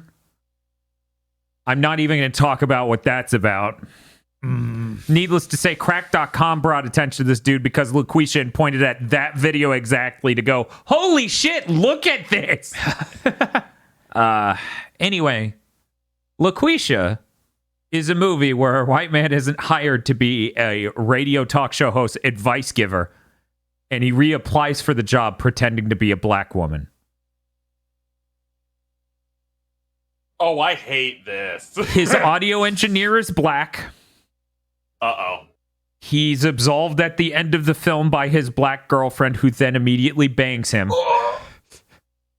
Oh! This isn't a pre-existing girlfriend. It's a love interest of the film, and it connects at the end in the moment where it's 50-50. Once again, Jeremy Seville could have made a brilliant film if she shot him to death. I would have been like, great shit, my man. But unfortunately, that moment literally goes, she forgives him and then fucks him. I'm getting real tired of how he writes conclusions to his insane people films. I've never seen like a creator who could make nothing but tens, and all he'd need to do is whatever you think should happen at the end, make it your main character being killed. Right. That's the only thing you need. Because these things go from, like, that one decision, just so we're clear, is the only distinguishing factor between it being a brilliant character study and disgusting comedy. I find it strange that this one, he was able to make a much more eye-level character. Yes. Like, he's not some incredibly well-off dude. As if you're curious about what we're talking about for the other thing, you need to go listen to Curse Content Committee for the test. Patreon.com/GB podcast. Patreon.com/GB podcast, where we talk about the test. The test is a movie, all right. Where it's about this guy who needs to test his fiance because women are intrinsically untrustable. Seems to be women exclusively. He doesn't seem to have these hang-ups for any guys. It's including his best friend who is literally radiating slime. There was this as they talk about how to test his wife, his fiance.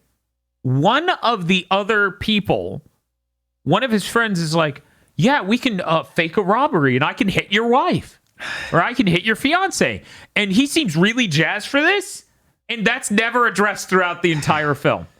We never get the idea that they don't trust her because she's a terrible human. No. It's just women aren't trustworthy. Now, this is bad enough. I actually didn't tell anyone in this room about this. No one knows, not even Bob. No. Oh no. That's bad. He has a YouTube video about a dog trainer, except for it's not for dogs, it's for women. No, come on. So yeah, that's a hole I crawled into after we recorded that. He's the least funny. grounded. He's the least funny, most repugnant person I've run into on the internet remotely recently. Oh, it is terrible. Anyways, Phil, what did you play in the last week? I played Klonoa 1. I didn't get a chance to finish 2 yet, but I played a little bit of it. Cool. And then I started the AI, the Somnium Files, the Nirvana initiative on stream. Wonderful. I've done a couple streams of that. I'd say that I'm probably somewhere about a third of the way through. We've discussed the basics of the game enough, so I'll just go on talk about my like non-spoiler impressions. They sure made the puzzle segments more sober. Yep. Cause in the first game, because the gimmick of this setting is that there's like this special police force, and they bring you in and they go into your Somnium. They sync with you and go into your Somnium, which is like a dreamscape. Mm-hmm. And they're very sure like this, we can't actually admit anything you find in this to court. So the most it can, that happens almost immediately in the first game. So it's like, no, that it's just to find leads.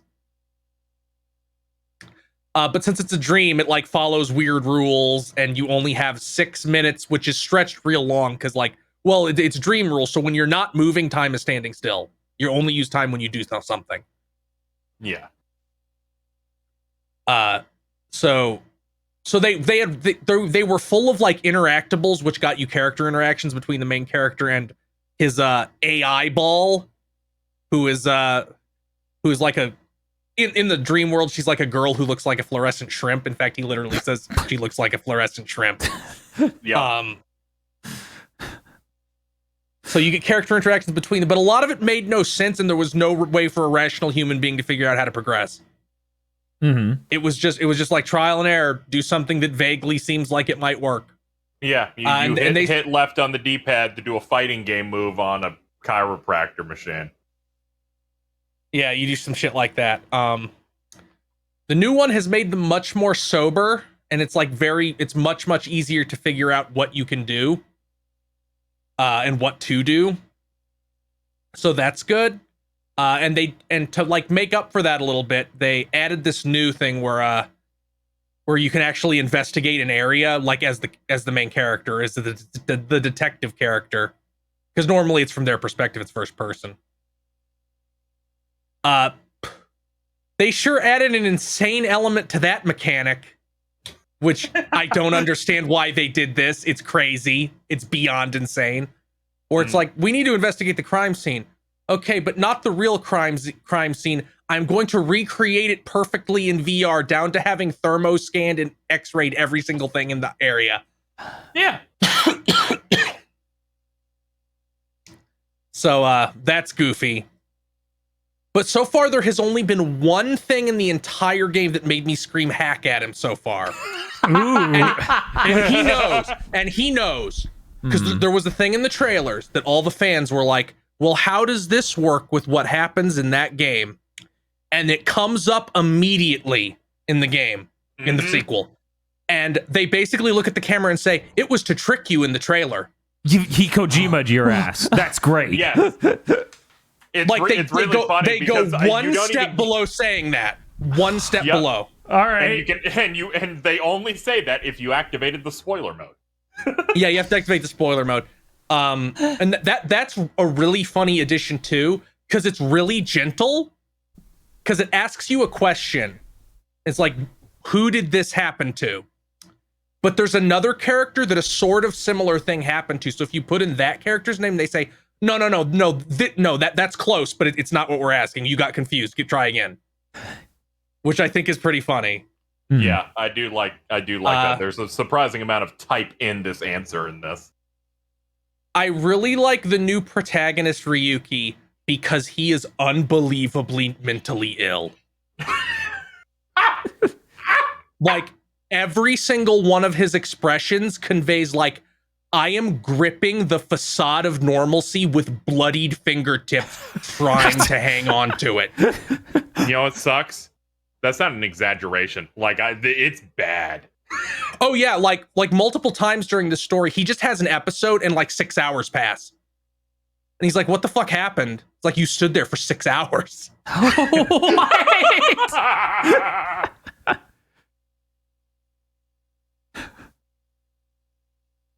like, okay, back to work. Yeah, it's like, if I don't acknowledge it happened, it didn't. I'm really enjoying the direction the story's going so far. I'm really trying to figure out the twists. I'm sure the final leap of logic will be impossible. It always is in all of those games. So who knows? Because that's kind of comes with the territory. If it's a sci-fi mystery, it's like there's always going to be one leap of logic you have to make because of sci-fi that just no normal human being can ever make. It's like like the premise of the game, as described in earlier episodes of the split person, seems impossible. Yeah, seems impossible. The game seems a lot more polished, and there's a lot more locations than the first game. I went ooh when we saw the map screen. It had like 10 times as many locations as the first game did. Where it was like, the first game was really go to your apartment, go to work, go to these docks, go to this bar, and go to this Yakuza office. And that was like the main 5. Yeah. But yeah, I think it's pretty cool, and I've been enjoying it a lot. Excited to play more of that. But that's all I've been playing. I didn't really have a whole lot of time to play more than that, other than Klonoa and that, and watching stuff for content. That's cool. So at one point, Laquisha, he hires a Laquisha impersonator. What? No. To do the public appearances. Oh, obviously, my God. you need somebody to pretend they're Laquisha. So he hires a black woman, and she gets tired of not getting paid enough and blackmails him. It's a great movie. But she's the bad guy. She's the Keep that in mind. If at any point in the third act, like a scene ended and we immediately cut to him naked in a bathtub holding a toaster out at arm's length, and then just cut to credits, 10. Right. And like in the Yeah. test, we had one character who treated him correctly after that moment, that plot reveal in the test. No one does that in this. Everyone loves him. They greet him with open arms when they find out. They pat him on the back. It's insane. Yeah. You know what else is insane? What is wrong with them? He's not human. Yeah. What else is insane? Podlords. Oh, fuck.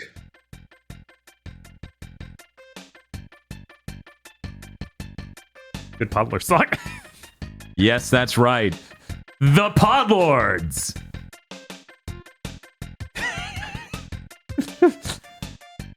So quiet. Is this etched into a stone? Yes. Oh, So it is written, so it shall be. Podlords such as E. Lee Broyles, Corey Brown, anime Edgar Allan Poe and his raccoon friend, all right. Red Blaze 27, Juice of Frost, Suzu Shiro, Emperor Zero, Shibuya Gato, Murder Pancake Snake. Oh, All right. I'm having a real like Gygas battle moment as I cannot perceive the true form of its attack. He's just got a gigantic jaw. It's huge. It is. It's Flat Fuck Friday. Yes. let's go, baby. Rado, 101 Shades of Wonderful Remastered, WTF Spider-Man, Mr. I Have Good Internet Finally. Goodbye 160p Twitch streams and 240p YouTube videos, or sometimes no God. streams. Congrats. How do you Holy live? shit. Congrats, you have been bored again. Me, when I forget it is Thursday and haven't updated my Podlord name. That was a bit from last week. Oh, jeez. I'm out here. I was expecting the Riddler to be there. DFW 3K, Muckbun, Shiny Mew, Kristen, Figma Demifiend, Nocturne, and Raido Kuzunoha Devil Summoner Serotonin Edition. I can't believe we aren't getting the second dankest Gundam game during a theme month. We were robbed. Second? I'm worried. Uh-oh. Kyle Bjork, BN12. Maybe the British aren't that bad. Maddie Moe. Mizuki says, pirates are morally correct. Give him the thumbs up. Blig de Blue. Schligdis Poo. Monster Hunter. Ryzen and Raiden. Eternal. Jordan. Cooper Tank. Those are separate though, right? Eternal and Yeah, Jordan. yeah. Okay. I want Okay. Jordan to end eventually, please. No, that voice would have been like Eternal Jordan. Dan Videostone seeing his investment in geode LEDs pay dividends. Jane Bot made the picture, not me. Well, I'm glad what? These are out of order. One moment, we're going to redo that. Well, I'm glad he's frozen it there and that we're out here and we're going back to Kojima watching himself tread like, you could make a video game out of this.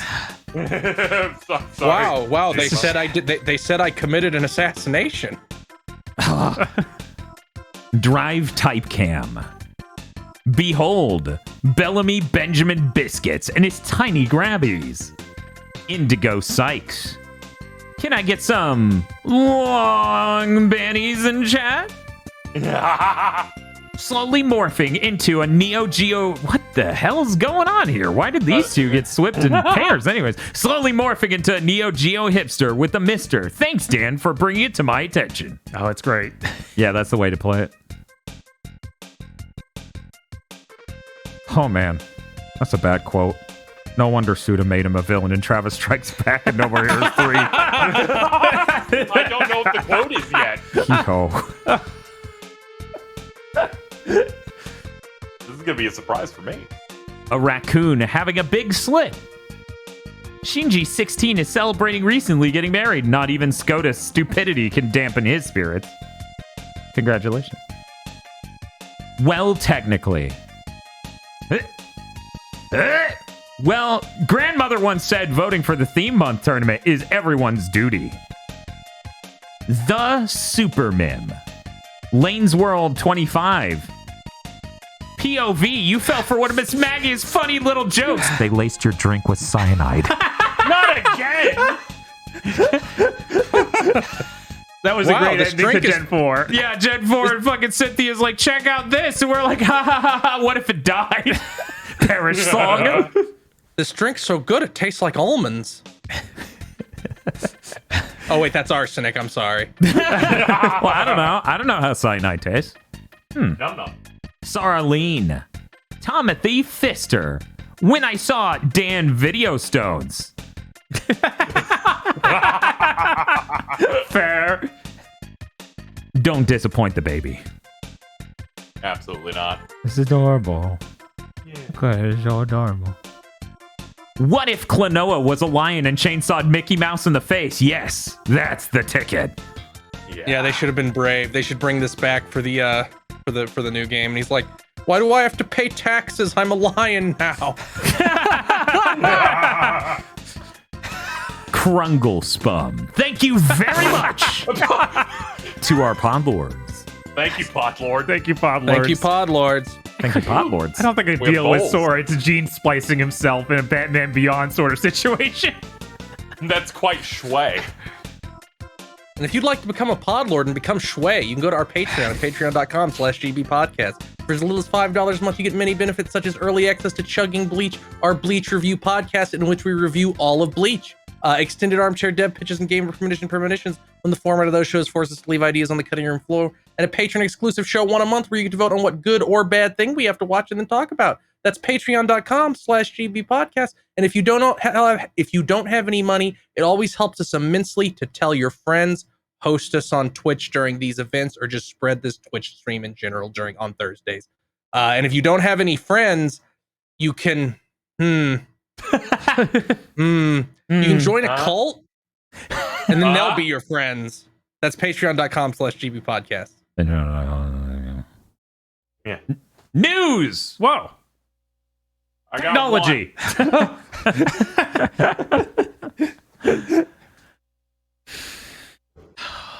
Let's just get the Unity stuff.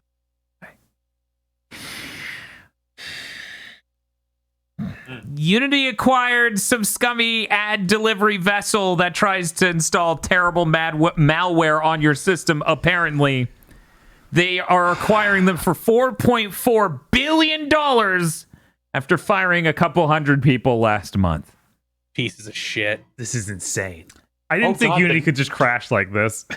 Literally, Apple literally had to change their rules and bust their ass because of this company. Yeah, to be clear, what has been kicking the shit out of Iron Source is Apple did the app tracking transparency framework, which had prevented companies from being able to skim tons of data from your other apps and other information about you in order to sell that data. Once they did that, the profitability of this company spiraled, just nosedived, because they could no longer do that. And Unity's like, yeah, we would like that. So between that and the Weta acquisition and all these other things that don't make any fucking sense, it's like, oh, I knew the CEO, for people who don't know, John Riccitiello, who is the former EA CEO. I didn't know he had a history of doing bad acquisitions, and people point out, oh yeah, he did a ton during his duration at EA of just like Oh yeah, things that was what EA was most known for, was buying studios people liked and then murdering them. And there were a ton that I didn't even know of that were massively unsuccessful. We're talking like they got into early mobile gaming shit that just went nowhere. So they bled money out the ass on that, apparently. This is a nightmare. We have some quotes in here. Phil, would you like to do a movie suit voice and read some of these quotes? True. Ferrari and some of the other high-end car manufacturers still use clay and carving knives. It's a very small portion of the gaming industry that works that way, and some of these people are my favorite people in the world to work to fight with? To fight with. Thought he said work. I thought he was saying, Right? they're the most beautiful and pure, brilliant people. They're also some of the biggest fucking idiots. So this dude is literally saying that art is pointless and stupid if you don't relentlessly monetize it. I hope this dude needs to be resolved. If only we could dither him. Good lord. We Yeah, need this to is somehow terrible. get him into Adobe Resolve.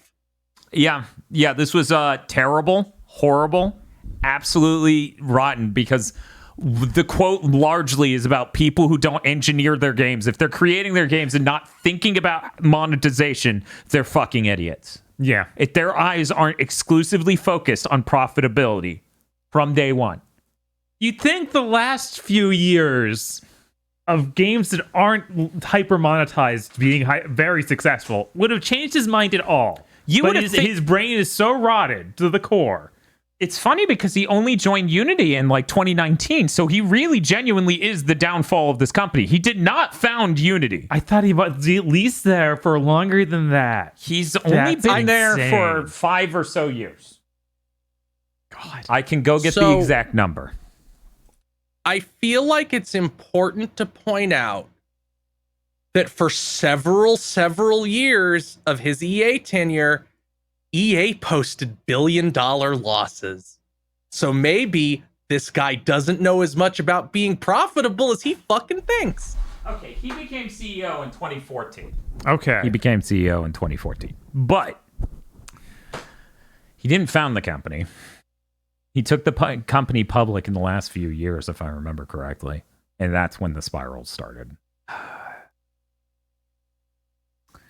This is a nightmare and sucks, and I hate him. And this is on top of all of this stuff from previous weeks where we talked about, he's doing military contracts. God, what a fucking nightmare. Wow, the revenue's up 1.11 billion, and their operating income's down 531 million. Okay, sure. Anyway, Also, he's a sexual predator. I'm not surprised, but I mean, mean- he's being sued by a former vice president of Unity. oh my god. allegedly. Allegedly, That suit's real, but But and there are certain things in Travis Strikes Again. they can't be put into a court of law. But we're not a court of law, so we can consider them. Yeah, this sucks. He should team up with Jeremy Seville, make a hilarious comedy. They should do it in a war-torn country that's very dangerous.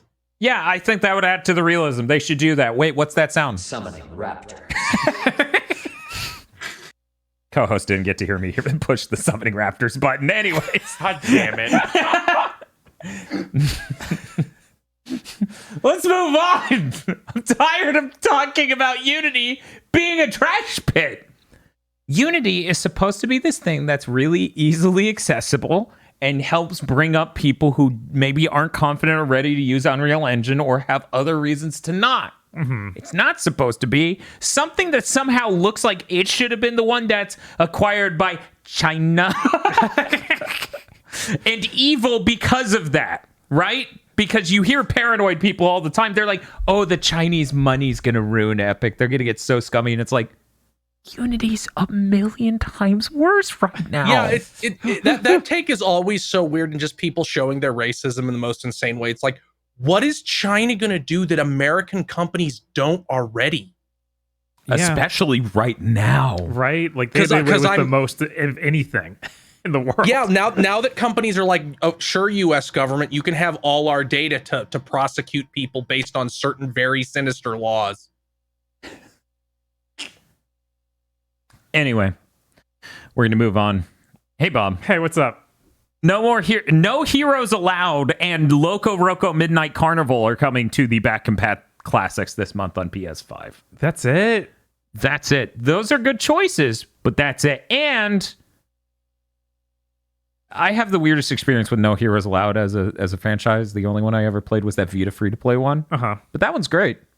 I don't even know if I'll like this one, but I'll give it a shot.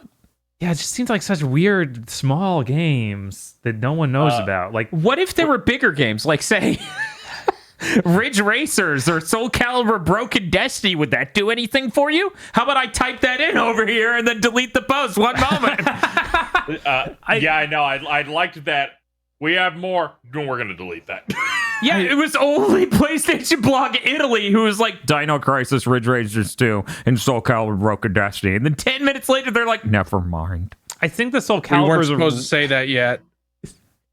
is another super strange pick of like you have literally newer Soul Caliburs that are just better in every way. It is super strange, but I do want to play that one, and I was surprised by how good it was when I did play it. Yes. I think I value that as an addition about as much as I would Tekken 5 Dark Resurrection on the PSP, but I'm glad they went with it instead of that, because I've played a lot of Tekken 5 Dark Resurrection on the PSP.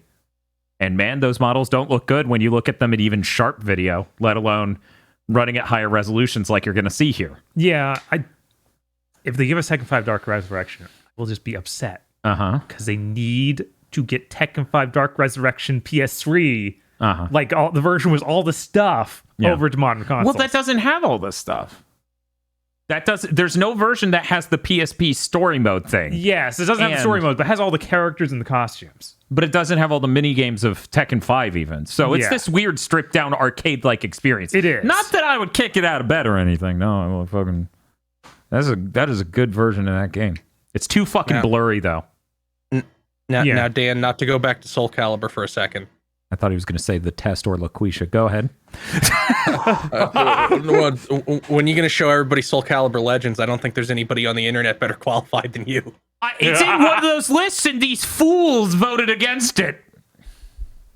I don't know what to tell you. Yeah, People didn't want to read the Demon Pits, so literacy was the true failing. Isn't that in the We Ruined Everything, though? So it might still be with us? It might still be with us. It might still be. Yeah, I assume it's there. Yeah, I assume it's there. I think we ended up putting Yeah, I don't know where else it would be. I swear to God, it was in a normal Demon Pit at some point, but then we made the category the We Ruined Everything. Because we were like, this seems like a theme across these Demon Pits. That we just put him in there, and then we're like, yeah. I don't know. I've been wanting to do that video for a long time because I didn't know anyone who owned that game. Yeah, I think I've seen videos, but I don't think I've ever played it. Yeah, no. I played like 10 minutes of it, and I was like, whoa, I'm not going to play anymore. I will save this first impression for the internet. You know, kind of like Devil's Third first impression was precious, and I wish the internet got to see that, but yeah, the important thing is you all need to see Devil's Third. That game is one of the funniest games I've ever played. Anyway. Moving on from that, we didn't bring up when we brought up, and this is my fault, because I was the one who wrote in, here's God of War Ragnarok's release date, you fucking freaks. We didn't cover the fact the collector's edition, which is insane. It has all this shit with it, does not have a physical copy of the game. No. It has a digital copy of the game. That's actually sort of common. A lot of those have Here's like that. the thing. Why is the street date the same if it's a fucking digital copy of the game? Yeah, because fuck you. And it's basically right. It's like just guarantee that you will not play this on day one. I honestly wish that they would just do these cool collector's edition and be like, it doesn't have a game at all. You can just, like that's after all of the years of the weirdness around these. Yeah, I'm tired of dealing with. Well, you have a collector's edition order, so it's gonna be late because we're only shipping it from Nintendo or Sony. Right. I would really. That's why I don't buy these things, because it's always like, no, it's actually $60 more than however it says if you want to play it on launch day. Like if that hadn't been the case, that's why I didn't buy the Final Fantasy VII Remake one. It's like I don't want to spend an extra $60 to have it on launch day. Right. Especially since they're usually like, you'll get it sometimes in the first 6 weeks of launch. It's like, cool, great. That's the level of committed I am, only giving that much of a shit. Definitely. That's why I'm dropping so much money. Right. I'd even be okay with the digital thing if they emailed it to you.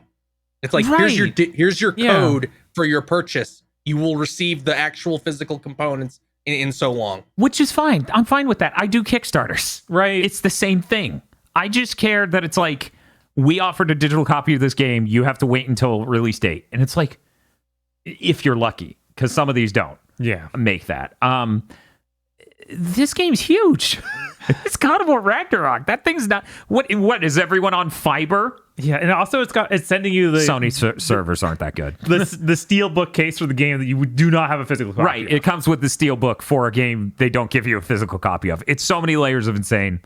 I meant to bring that up during that segment. Actually, I didn't find out until afterward, and then I felt bad that was not brought up during that segment. Next news segment, because I think it's funny. Ken Akamatsu, as in Love Hina's Ken Akamatsu, has formed a team of select experts within the Legal System Subcommittee's digital rights team of the Digital Archives Society to start working on the legal preservation of past games in a playable state. How did we let Japan beat us to this? They didn't even let people rent games. And yet somehow they're going to be the people who makes the proper preservation mode for all the... They're like, what? Why are we... what? I've thought for years that like to sell software at all, you should have to turn over the source code and all the assets to like a government archival agency. And the second your shit runs out of time on copyright or whatever, here it is. Boom. Yeah, that would be great. Yeah. That would be That great. would also resolve the process of, Mr. Government, we lost our own shit. Can we have it? That would be good. That would actually be pretty good. That will be the first and last time we ever talk about Ken Akamatsu on a podcast. Probably. For reasons people might be typing into chat. I don't know. I don't read chat. Yep, not anymore. KZ, what do you got going on? All right, my one piece of news that I picked up. Last year, Konami delisted some Metal Gear games. I think it was Metal Gear Solid 2 and 3 from various storefronts. They said as a part of the anniversary thing, they're doing stuff, but also those will be returning soon. So it looks like they figured out whatever they needed to figure out with them. Yeah, because it was for archival footage in those, so they had to redo some licenses. Yeah, but on a lot of stores, okay. I think it got fixed pretty quickly, but I don't know what's going on. Yeah. This is exciting, though. It shows that they have an intent to release these games again in some way. Mm-hmm. And that's great. Those games should be available. Available. Something raptors. That's my news. I'm done. Hey, Phil. Take over. Yeah. Okay. Activate it. PlayAsia listed Saga Frontier 2 for Switch, PC, and PS4. That's Okay. neat. Yeah. That one was sure less finished than Saga Frontier 1. So I wonder how they're going to handle that. Man, that's the That only one's one. actually that one was a lot more what's the term? Avant-garde. No. It was actually much more sober than Saga Frontier in terms of what you do, because they resolved because in Saga Frontier, remember, it has the insane like anime structure where each part of the story is an episode, but we don't tell you that, so it'll just cut to a splash screen for some reason, and then you'll be somewhere else. Yes. Saga Frontier 2 is like, okay, we're going through like 100 years of this country, and you go through all these vignettes that usually have like there's like 3 main characters, Mm-hmm. and it's going through their lives. The problem with the original game was, unless you went really deep into a menu to see the timeline, you could accidentally pick a vignette that was later in the timeline than the earlier ones, and when you got out of that one, the earlier ones would be gone. Oh. Cool. So I Saga assume Frontier they will is just cool. I assume they will just take that feature out entirely, because they made a lot of changes to Saga Frontier 1 because the creator of the franchise is an executive at Square Enix. Yes. So it's pretty cool. He makes sure his baby gets taken care of. It's pretty cool that their dad gives them a $10 million loan. I also really, really hope that I think Saga Frontier Saga Frontier 2 has much better art than 1. So I'm really hoping that they give it a Legend of Mana tier treatment, because the Saga Frontier looked fine. It looked fine. But Saga Frontier 1 is not Saga Frontier 2. Saga Frontier 2 is probably one of the better looking games on the PS1. Yeah, I remember renting the 2 back in the day and being like, this looks pretty nice. And when I saw how one looked like finally last year, I was like, why? That's Yeah, they stepped up a lot. So yeah, that's really cool. I'm really excited about that. Time to start blasting. okay. Uh-oh. Dead or Alive creator Tomonobu Itagaki's new studio is focused on NFT games. Its debut title is a mobile and PC MMO called Warrior. It looks like dog shit. I didn't realize that's who made that. I just saw the footage and saw the game and went, "Yep, this looks like every other NFT game." Yeah, it's really dire. It was really funny when he made his Twitter account and he was only following one account and it was an NFT game. And then he quickly unfollowed it. Man. God, yeah, every one of these old Japanese guys just doesn't get it. It's like it still hasn't set in that that's the doomed market. God, this sucks. We made fun of the idea of just like, I don't know, Xbox gives them a baby studio, and that would have been better than this. That would have been better. But 100%. I understand why these Japanese boomers are falling into this, because they're probably not very online. Right. So they have the double debuff of that and the language barrier, so they just don't see any of the shit at all. That they only see like the newspaper said NFTs are the future. Like they only get shit like that. So I understand it from that angle, but man, this looks like dog shit. See, Tomonobu is like, "Hey, Xbox, can you buy my studio?" And they're like, "Sorry, Tomonobu, we already have a studio full of sex pests and frat boys. We don't have room for any more." And he's like, "But I was doing it first." And then you were like, actually, we have the Activision Blizzard court documents. No, you weren't. They have that right to start.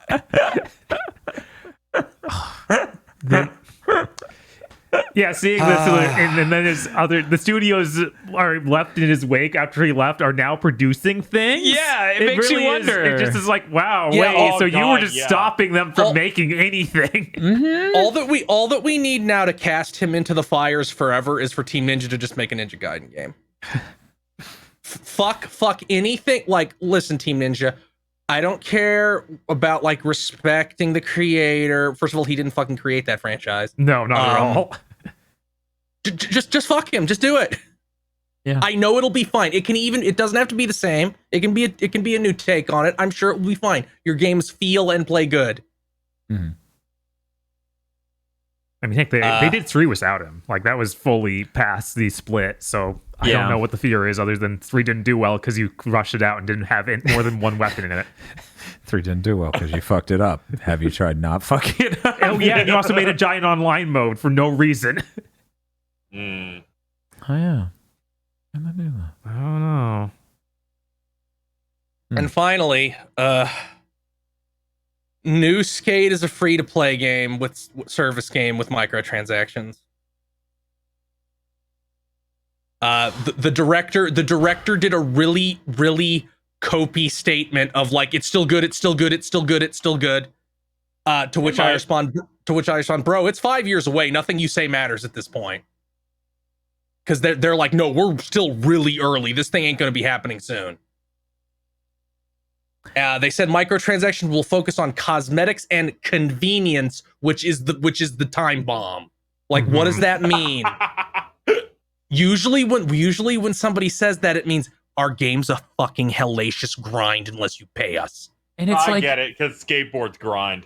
They're going to be doing microtransactions and early access. Yeah, I know. And it's just like, do you realize those two things combined with what you're making is just going to kill this right out of the gate?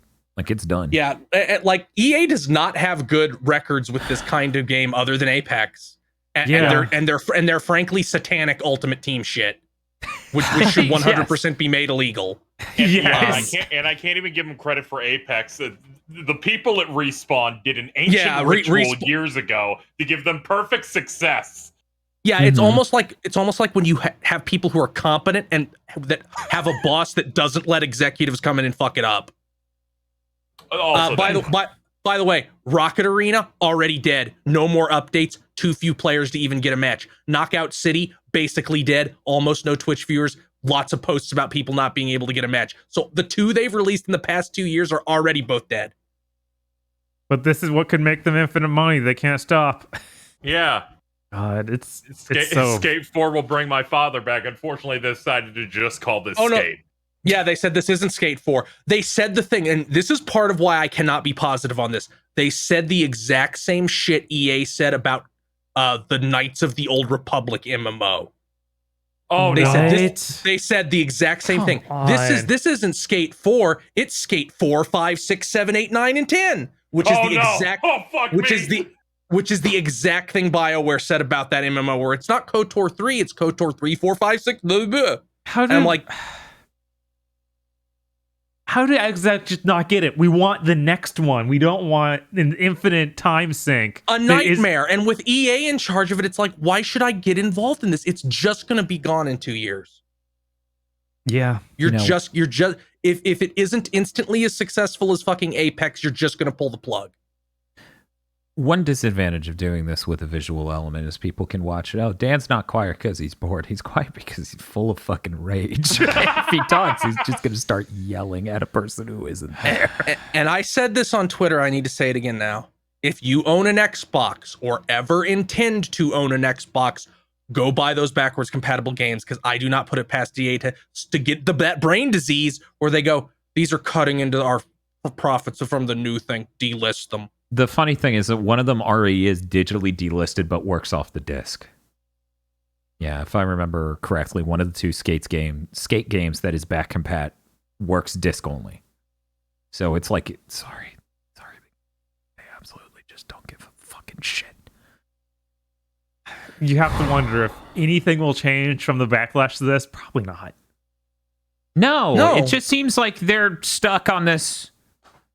That's how it got greenlit. There's nothing changing. They've decided that they're not going to be able to sell $70 copies of this new skate. So they're going to even though they wouldn't, it'd hit 5 million easy if it was even remotely good. Yeah. And it wouldn't kill the people making it, and it would be a huge PR win. But that doesn't matter, because they would rather burn all of that. Imagine if you had like 12 children and Satan was like, every time you shoot one of these 12 children in the head, you have a 1% chance of getting $1 billion. And EA is 9 children deep and is like, no, this can still pay off.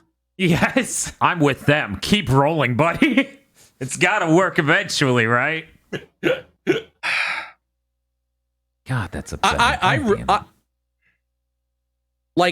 I really think this next gen is going to be the gen where where Ubisoft and EA specifically, and maybe Activision, I don't know, that one's still up in the air, will just reach this point where they're not shipping anything because they're so broken internally. Yeah. Yeah, it's very clear. Where it's like executives want to monetize everything, which inevitably massively bloats the scope of this game, and all their choices on what games to do it on don't take. They're like arguing over how to structure it. And it's like, what is this? Is this going to be like a giant buck wild open world city where I have to deal with seeing 1 million people constantly? Like, Yeah, what form does Skate the service game take? Right? Yeah. It's not even the way I want to experience skate. I want to be able to just play it myself. Yeah, on these big publishers just floundering and not releasing anything anymore, I've genuinely had concerns that the last big retail game that Ubisoft's putting out that isn't Skull and Bones is that Mario Rabbids thing, and then they just start flatlining. We got a rumor today that there's supposed to be an Assassin's Creed this year. That's What the do you one mean that this leaked year? months ago. Yeah, this year. But from the way the rumor is that it stars somebody from the previous game. So if it happens, Yeah. I bet it's DLC they turned into a real game. Yeah, that's the Yeah, thing we that talked rumor. about on Big Think months ago, where it's spinning off on another character. It's going to be like the older ones again in like Baghdad. This year is the part that shocks me. Right? Yeah, I mean, Well, Yeah, the last I that's heard lost is- money. yeah. The last I heard is they're at least announcing it in September. Yeah, they are supposed I to don't do know. that. I don't know if it's Ubisoft this year, thing. but announcing it this year. Honestly, at this point, I'm just bracing myself for the reveal that Dragon Age 4 and Mass Effect 4 will somehow have live service elements. Like, I don't see EA being smart enough to not just pull the trigger on that, even though they just made them do Anthem, which they killed. Right. I don't see them having even the, because they couldn't internalize that nobody who wants skate wants this. So I have no faith that they can't internalize. No, people who really like stories and characters and building the story around their main cool character who gets to make choices. People don't want a million other Commander Shepards running around the Citadel. Me having a giant penis doesn't feel as cool when I know all these other guys have giant penises. Unironically, yes. Yes, literally. God damn. Yeah, that sucks. Yeah, that's a all lot. my news. That was some of the worst news of the week. Hey Bob, let's start with your last thing. Sure. Just to we need something simple, easy. We don't have to think. Genesis UV Mini covered. 2 is actually coming to North America. It's out October 27th. It's only going to be sold through Amazon for $103.80, which I think is a very strange price point. That is an incredibly strange price point. That seems like determined by a formula and not a human. Yes, because I guess this is the same exact launch day as the Japanese version. Oh. So I assume this is literally the yen translation of that price or something to that effect. Oh. That's my only guess as to why it's such a weird number. That's interesting. They were gonna, if I remember correctly, they were talking about prioritizing Japan again, like supply wise. Yeah. And it's like, but the Genesis was popular here. What are you doing? We don't care. Yeah, I it was don't know. much more popular. Well, we're Sega, so Every choice is wrong. Some people say you have a 50-50 chance. if you ask me, Feel, what Japanese video game company is the most nationalistic? I go Sega. it'd be Frame One. No one could mean- argue. To be fair, if you distill the fucking meetings between Sega of Japan and Sega of America back in the day into just one scene, it's the equivalent of Sega Japan going, "You idiot, what use are my keys without my car?" They sincerely don't know. They don't know. But hey, Bob, what's going to come on this? Do we know? This has some Sega CD games. So we Yes, that is the hype thing on this. got Mansion of Hidden Souls. What? What the fuck is I that? don't know. Shining Force CD. I've been watching Sega Lord X for like 7 years. I've never heard of this game. What is this thing? Sylpheed Yeah. in Sonic CD. Sylphie type, Shining Force CD type, Sonic CD, Sonic CD. What the hell is that last thing? I don't know. And then, of course, they'll have Genesis games. We get Afterburners 3, Alien Soldier, which Alien Soldier's really Nice. great. Nice. Visual shock. yes. Bonanza Brothers, Wanted Dead or Alive. That's like one sorry. of those shoot the balls and they become smaller balls games, right? Yes, I believe that's that one. Okay. Night Striker, The Ninja Warriors. Ooh. Again? Bob, No, just Bob, once. I'm sorry. That's the Ninja Warriors. I'm not sure that's an ooh. Have you seen the original? It's been a long time, so probably I don't remember too well. Lightning Force. I assume Outrun. that's a shooter. Yeah, probably. Outrunners. Yes. The Ooze. Rainbow Island Extra. Rainbow that would be Island's the cool. sequel to Bubble Bobble. For anyone who's Oh. unaware, that's what Rainbow Island is. Rolling Thunder 2. I believe that's another top-down shooter. Yeah, top-down shooter. Shining in the Darkness. Sonic 3D Blast. Splatterhouse 2. You take a... You have to deal with something. Sonic 3D Blast is fine. It's Let's go, baby. It's neat. It's got some songs that eventually show up in other Sonic games. And are better there. Yes. Of course.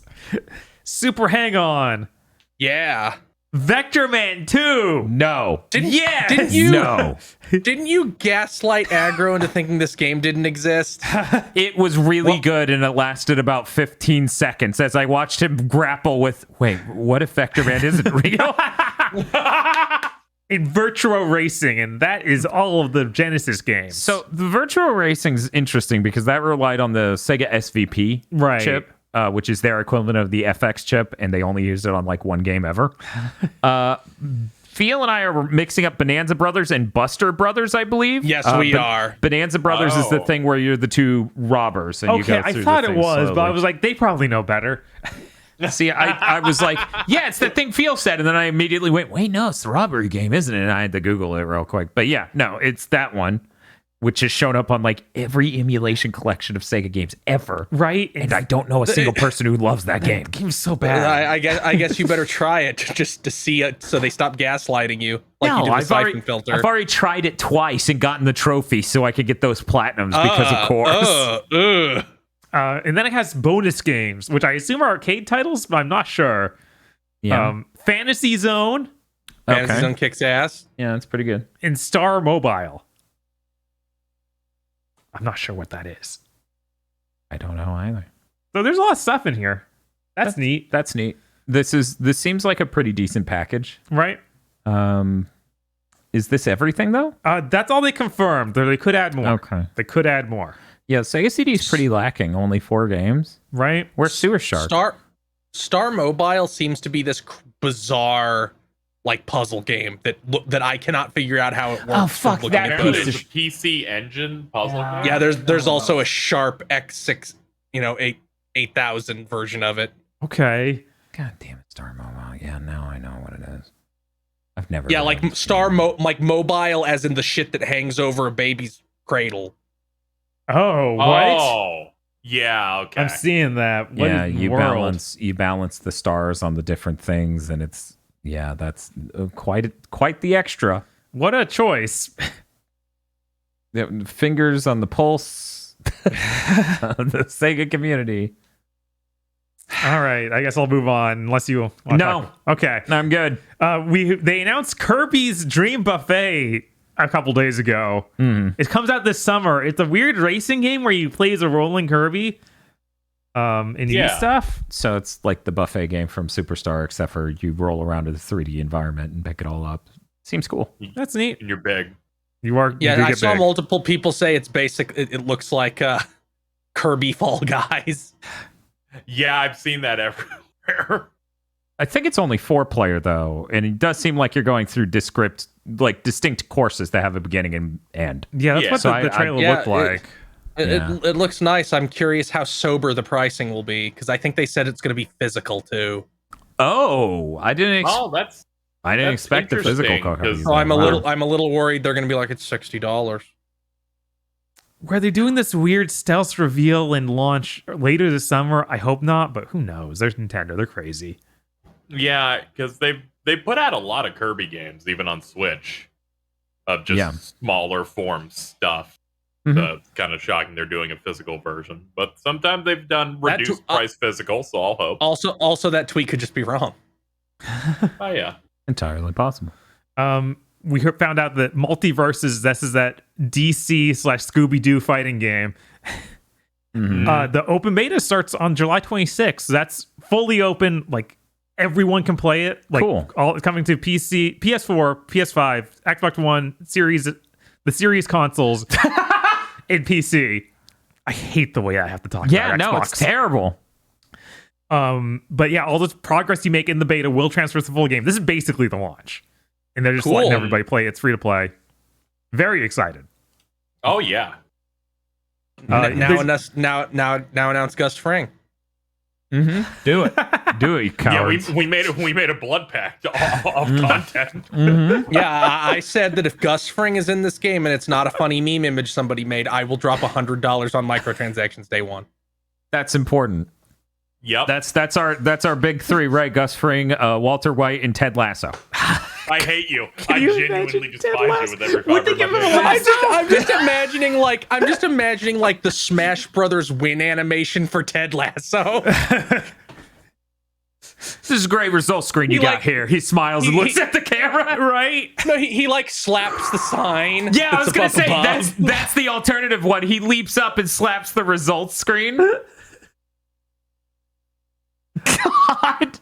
They did confirm some other gameplay modes. It's going to have the one they talked about already, of course, the 2-on-2 mode. But there's also free for all and 1-on-1. I was like, okay, thank God. There's regular Yeah. game modes for a Smash Bros. Game in here. Yeah, cool. Rumblefish 1 and 2 are coming to console this winter. I barely know what what- these What are. the what is fuck this? is Rumblefish? Rumblefish is a 2D arcade fighter game made by Dimps in 2004 and 2005. Oh my god. They to promote this, put out the anime cutscene that was made back in those days that has a Boom Boom Satellite song playing over it. Oh, that's pretty hype. You're getting me hype. But it's 2004 anime. Oh my god. That's the most quintessential 2004 looking anime I've seen since then. Yeah, remember, anime hit the 7th gen before 7th gen consoles. This shit looks like Airmaster, and not in a good way. No, not in a good way at all. Holy shit. So that's neat. It came to console, I think, on the PS2, but it hasn't been there since. Dims put out a statement of like, yeah, we're glad to have this happen. 3GOO is reporting it. And it sounds like they're putting it worldwide. 3 goo. 3 goo. Yeah. All right. Which is weird because they typically publish stuff in Japan only. Mm-hmm. So I guess this is going to be a little bit them stepping out of that. Yeah.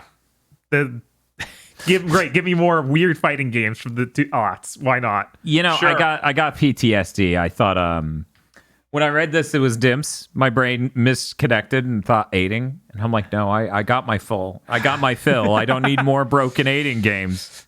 I'm good. Yeah. No, we always need more broken games. No, DNF is enough for now.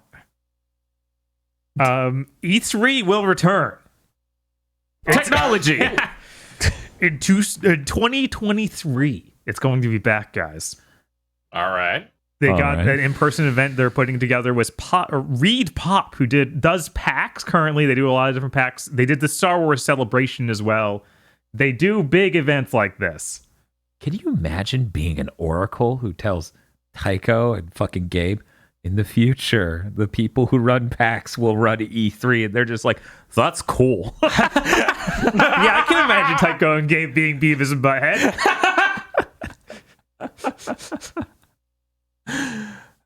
But this is exciting. They say that they're going to do that in-person event, that they want to have the groundbreaking reveals and all that big stuff. If they can I also achieve want this, that.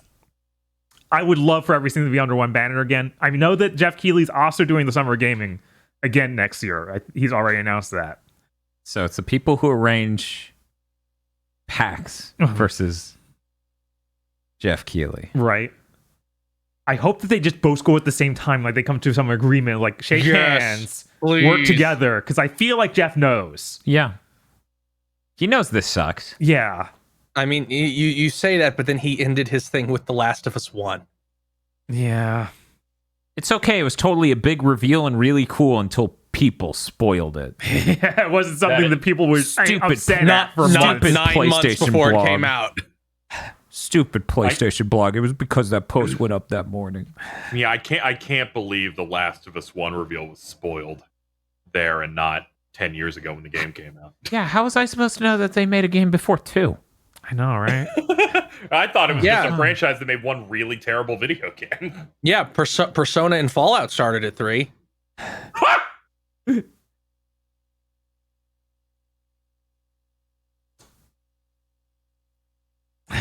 GameStop. Death. Yeah. The pause was perfect. What about it, Bob? What about GameStop? They launched their NFT program. Please be excited. Oh, let me check. Somebody made a tracker for that. Let me check it right now. Keep going. I'll dig it up. That's Why- it. That's all I why- gotta say. Why are they having an NFT program? Because they're why are they- insane. You they're- know what? I was never going to bring this up on Big Thing, but you fucking seen the LimeWire thing? Oh God. That was Come insane. on. Yes.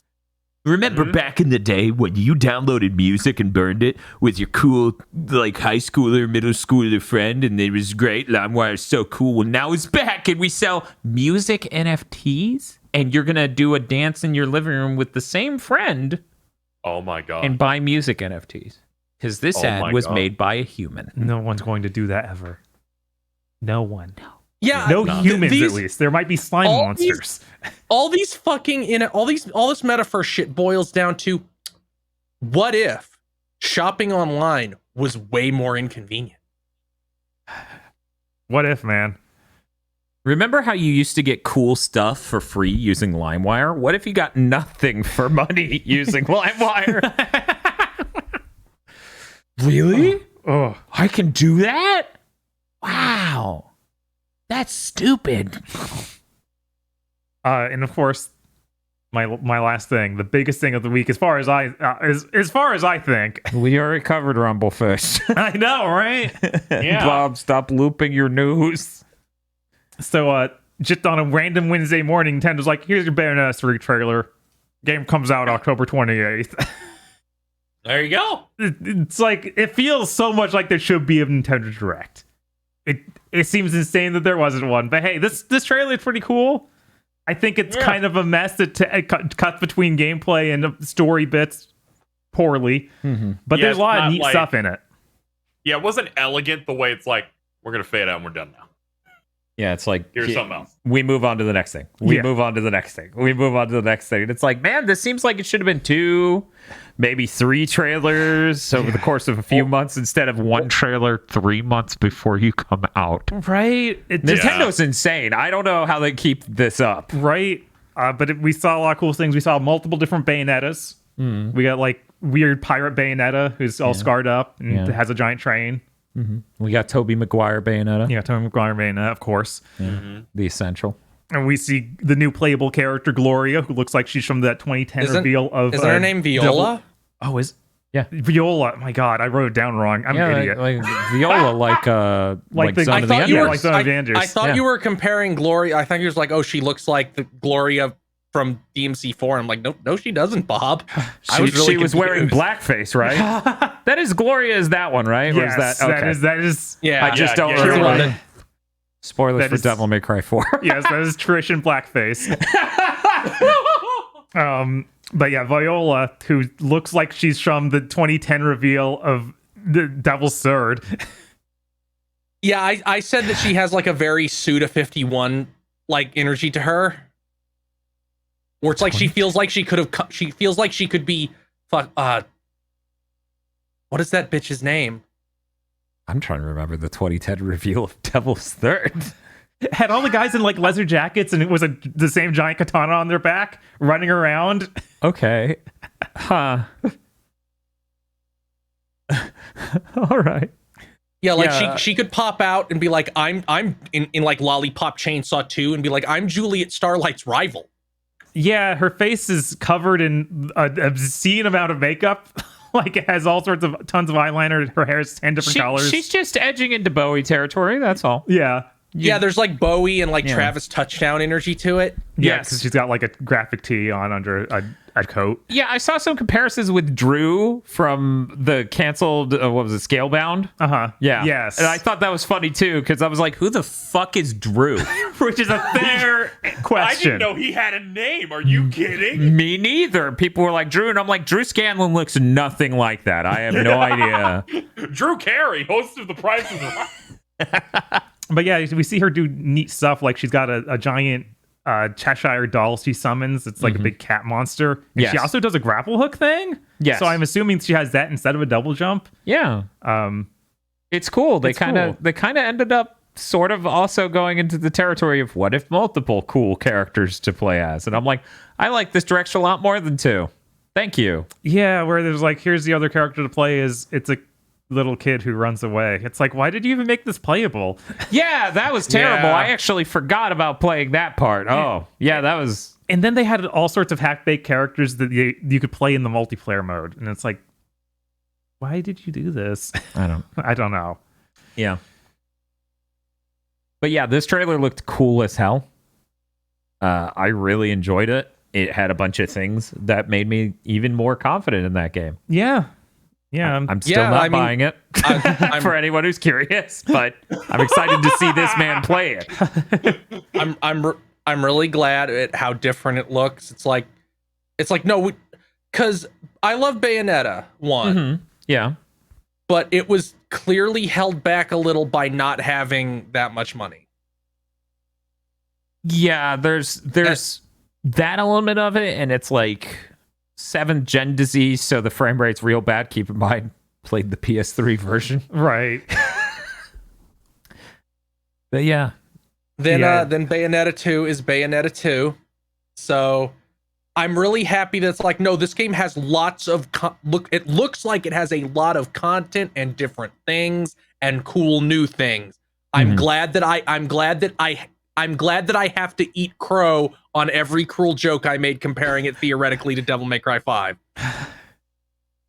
Like, I'm glad it looks like it can fight back at all. Right. Yeah, I wish that this franchise wasn't held back by the Switch. Like, that sucks. Yeah. It'll just never be held to scale that it'd be cool to have. Something is interesting. Every cutscene in that trailer, 60 frames per second, are aiming for it. Uh-huh. That's weird. Yeah, that is Because something every they normally don't Bayonetta do. is 30 and 60. Mm-hmm. So maybe they are leaving that headroom for the Switch 2. Maybe. Either that or they just go, well, okay. But I don't know. Even the last time we saw this game, I'm pretty sure the giant kaiju fights and other stuff were like that last trailer from a while ago was 30, I think. But Yeah, maybe. it's been a while. Pretty sure. The shots of, Lappy. Right. They're like, oh no, they're humans or human-like. And I'm like, are we going to have Chimera? Are we going to have some sort of dark hero with a Vocaloid song show up?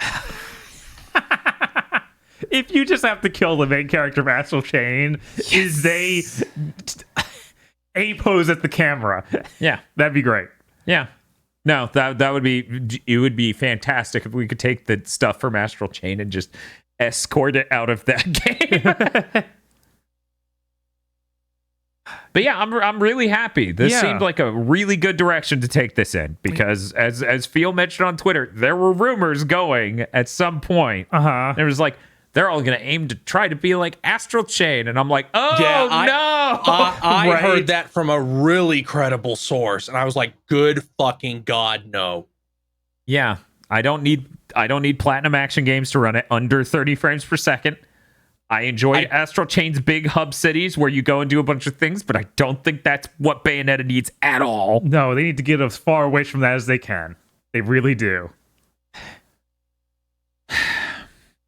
So yeah, this is good news. Yeah. They also showed off a mode where you can censor the game. Yeah, what was the name I of think that? that it's called Naive Angel mode, and I think it's really goofy to put this in an M-rated game. Yes. Yeah. Absolutely. It's one of those. Make the it's one of vagina those things- bones disappear. It's one of those things where it's like every use case of this is stupid. It's like your child shouldn't be playing an M-rated game. Be a better parent. Nah, fuck that guy. Why are you playing this on the bus? Because you're a badass. Why are you playing this in the living room with your parents? Because you don't give a fuck. Why are you Patrick Klepek? Do you ever just think about not being Patrick Klepek? All the time. It's really Yeah. easy. I think I'm Yeah, doing I great. wake up and go, no. And not this time. We have one more piece of news that just came in. Oh, no. Yeah. CyberConnect 2 announced Fuga Melodies of Steel 2. That was the furry yeah. child tank game from last year Yeah. where you had to shove children into the soul grinder if you weren't good enough at it. Mhm. Yeah. I'm surprised we're getting it too. Yeah, I was like, why is there Yeah. a 2? I think it... I know they were like, no...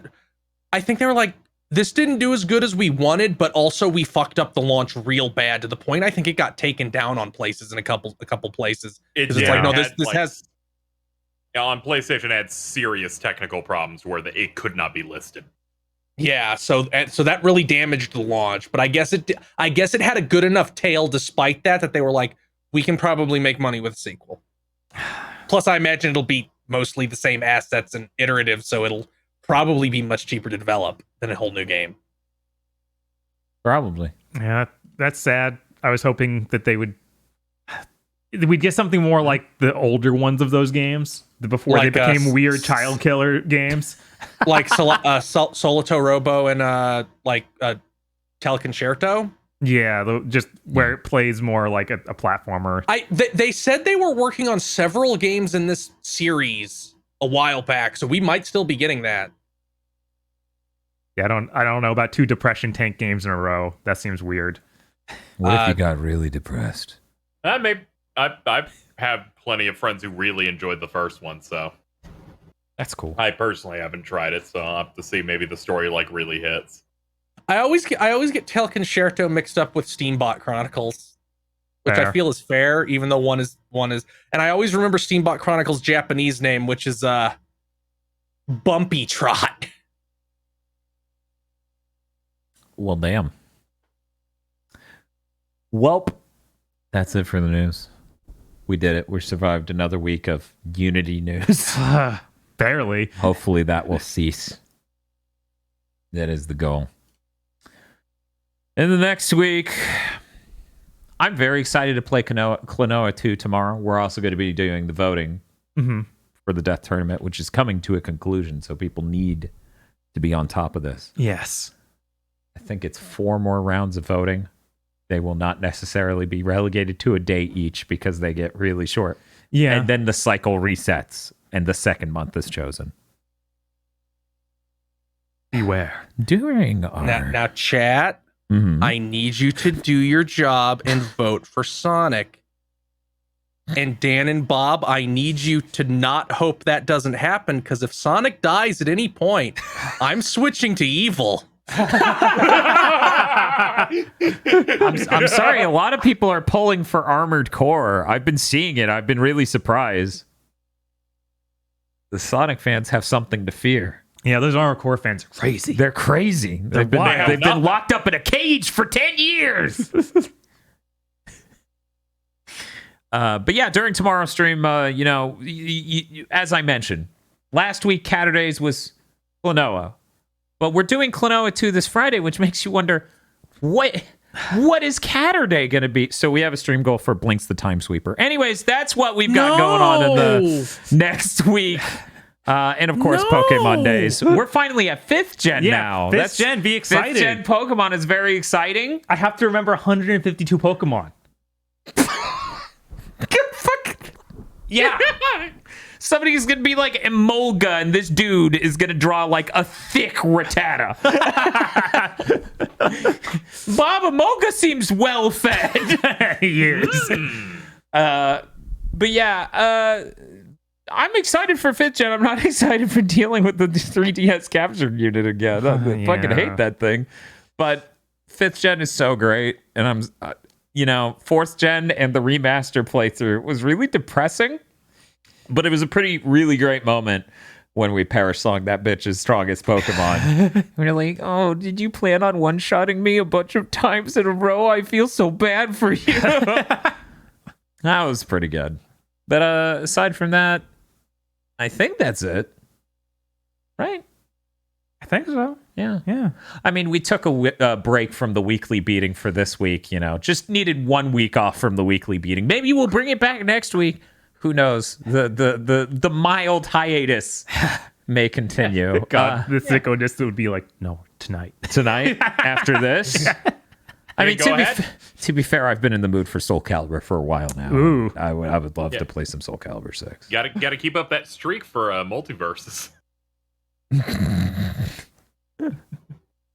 But aside from that, that's it. KZ, what do you have going on? I'm finally going to play through the Spyro games so I can understand. I'm also running a goal for Klonoa. Nice. Because everyone told me to go play that. People I follow and I'm mutuals with, but I barely talk to, just DM'd me when the game launched saying, buy Klonoa. That's literally the first DM that I've had from fucking Games Cage over on Twitter. Oh, just told me, buy Klonoa and posted a picture of him. That's he funny. who's a Wahoo sweep. First game to sell Wahoo-illion copies. Yeah. Yes. So I will, in fact, buy it. Cool. If people pay me way above the asking price of the game to stream it as well. Are you going to eat quinoa while you play Klonoa? No, I don't know how to cook things that don't come in a can. I was terrified. I'm pretty sure you can get pre-made quinoa. I was like, I thought he was going to end the sentence at, oh, well, he basically did. But yeah, I don't know. Quinoa is very complicated. You need to wash that thing way too many times. You think you're done? You're not done. Keep washing. Because apparently that's the number one way people fuck up cooking quinoa. Oh, yeah? Yeah, you need to wash it way more than any other grain. You know why? What's that? Ooh. It's an ancient grain, but it's not actually a grain. It's actually more of a bean, but whatever. Don't worry about it. Ancient grainlians. Ancient grainlians. Do you fight those in Bayonetta 3? God, that would be so good. The villain of Bayonetta 3 is the Ancient Aliens History Channel fucking narrator. I mean, there's a dude in want the him to trailer who should have been narrate it. voiced by him. I know. The guy's real good. You smash my banana, I'll smash yours. Anyways, was that it, KZ? Yeah. Okay. KZ's gonna eat quinoa from a can. No, never. Good. That thing's Quinoa from a that thing's- can's probably terrible. And it's probably like a grape. It just tastes like this tastes like what is it, copper and tomatoes?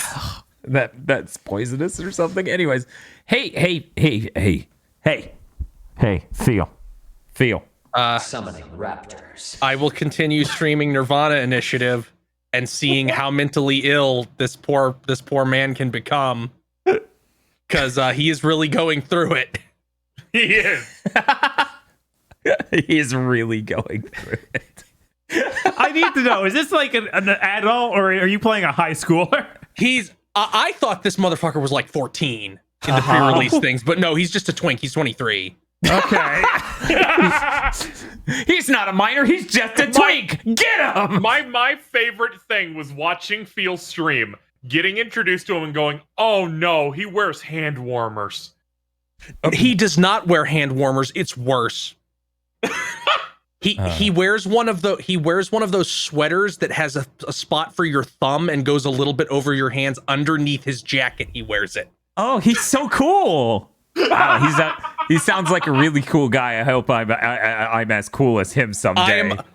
I really like how the previous protagonist, Kaname Date, is the saddest little pathetic cringe man in possibly fiction. And they were like, the new guy will be just as cringe, but in an entirely different way. That's very bold of them. Yeah, brave writing all the time. It's very, very smart, man. Someday I'm going to slip and fall and end up in an Uchikoshi pile. That's kind of man. scary, actually. It'll be like, this is Punchline's fault. God damn you, weeaboos. Thank you very much for listening to this episode of the Big Think Dimension. Big Think Dimension is only possible because of patron support over at patreon.com/GB Podcast, where you can get access to all sorts of cool things. For example, we have a movie.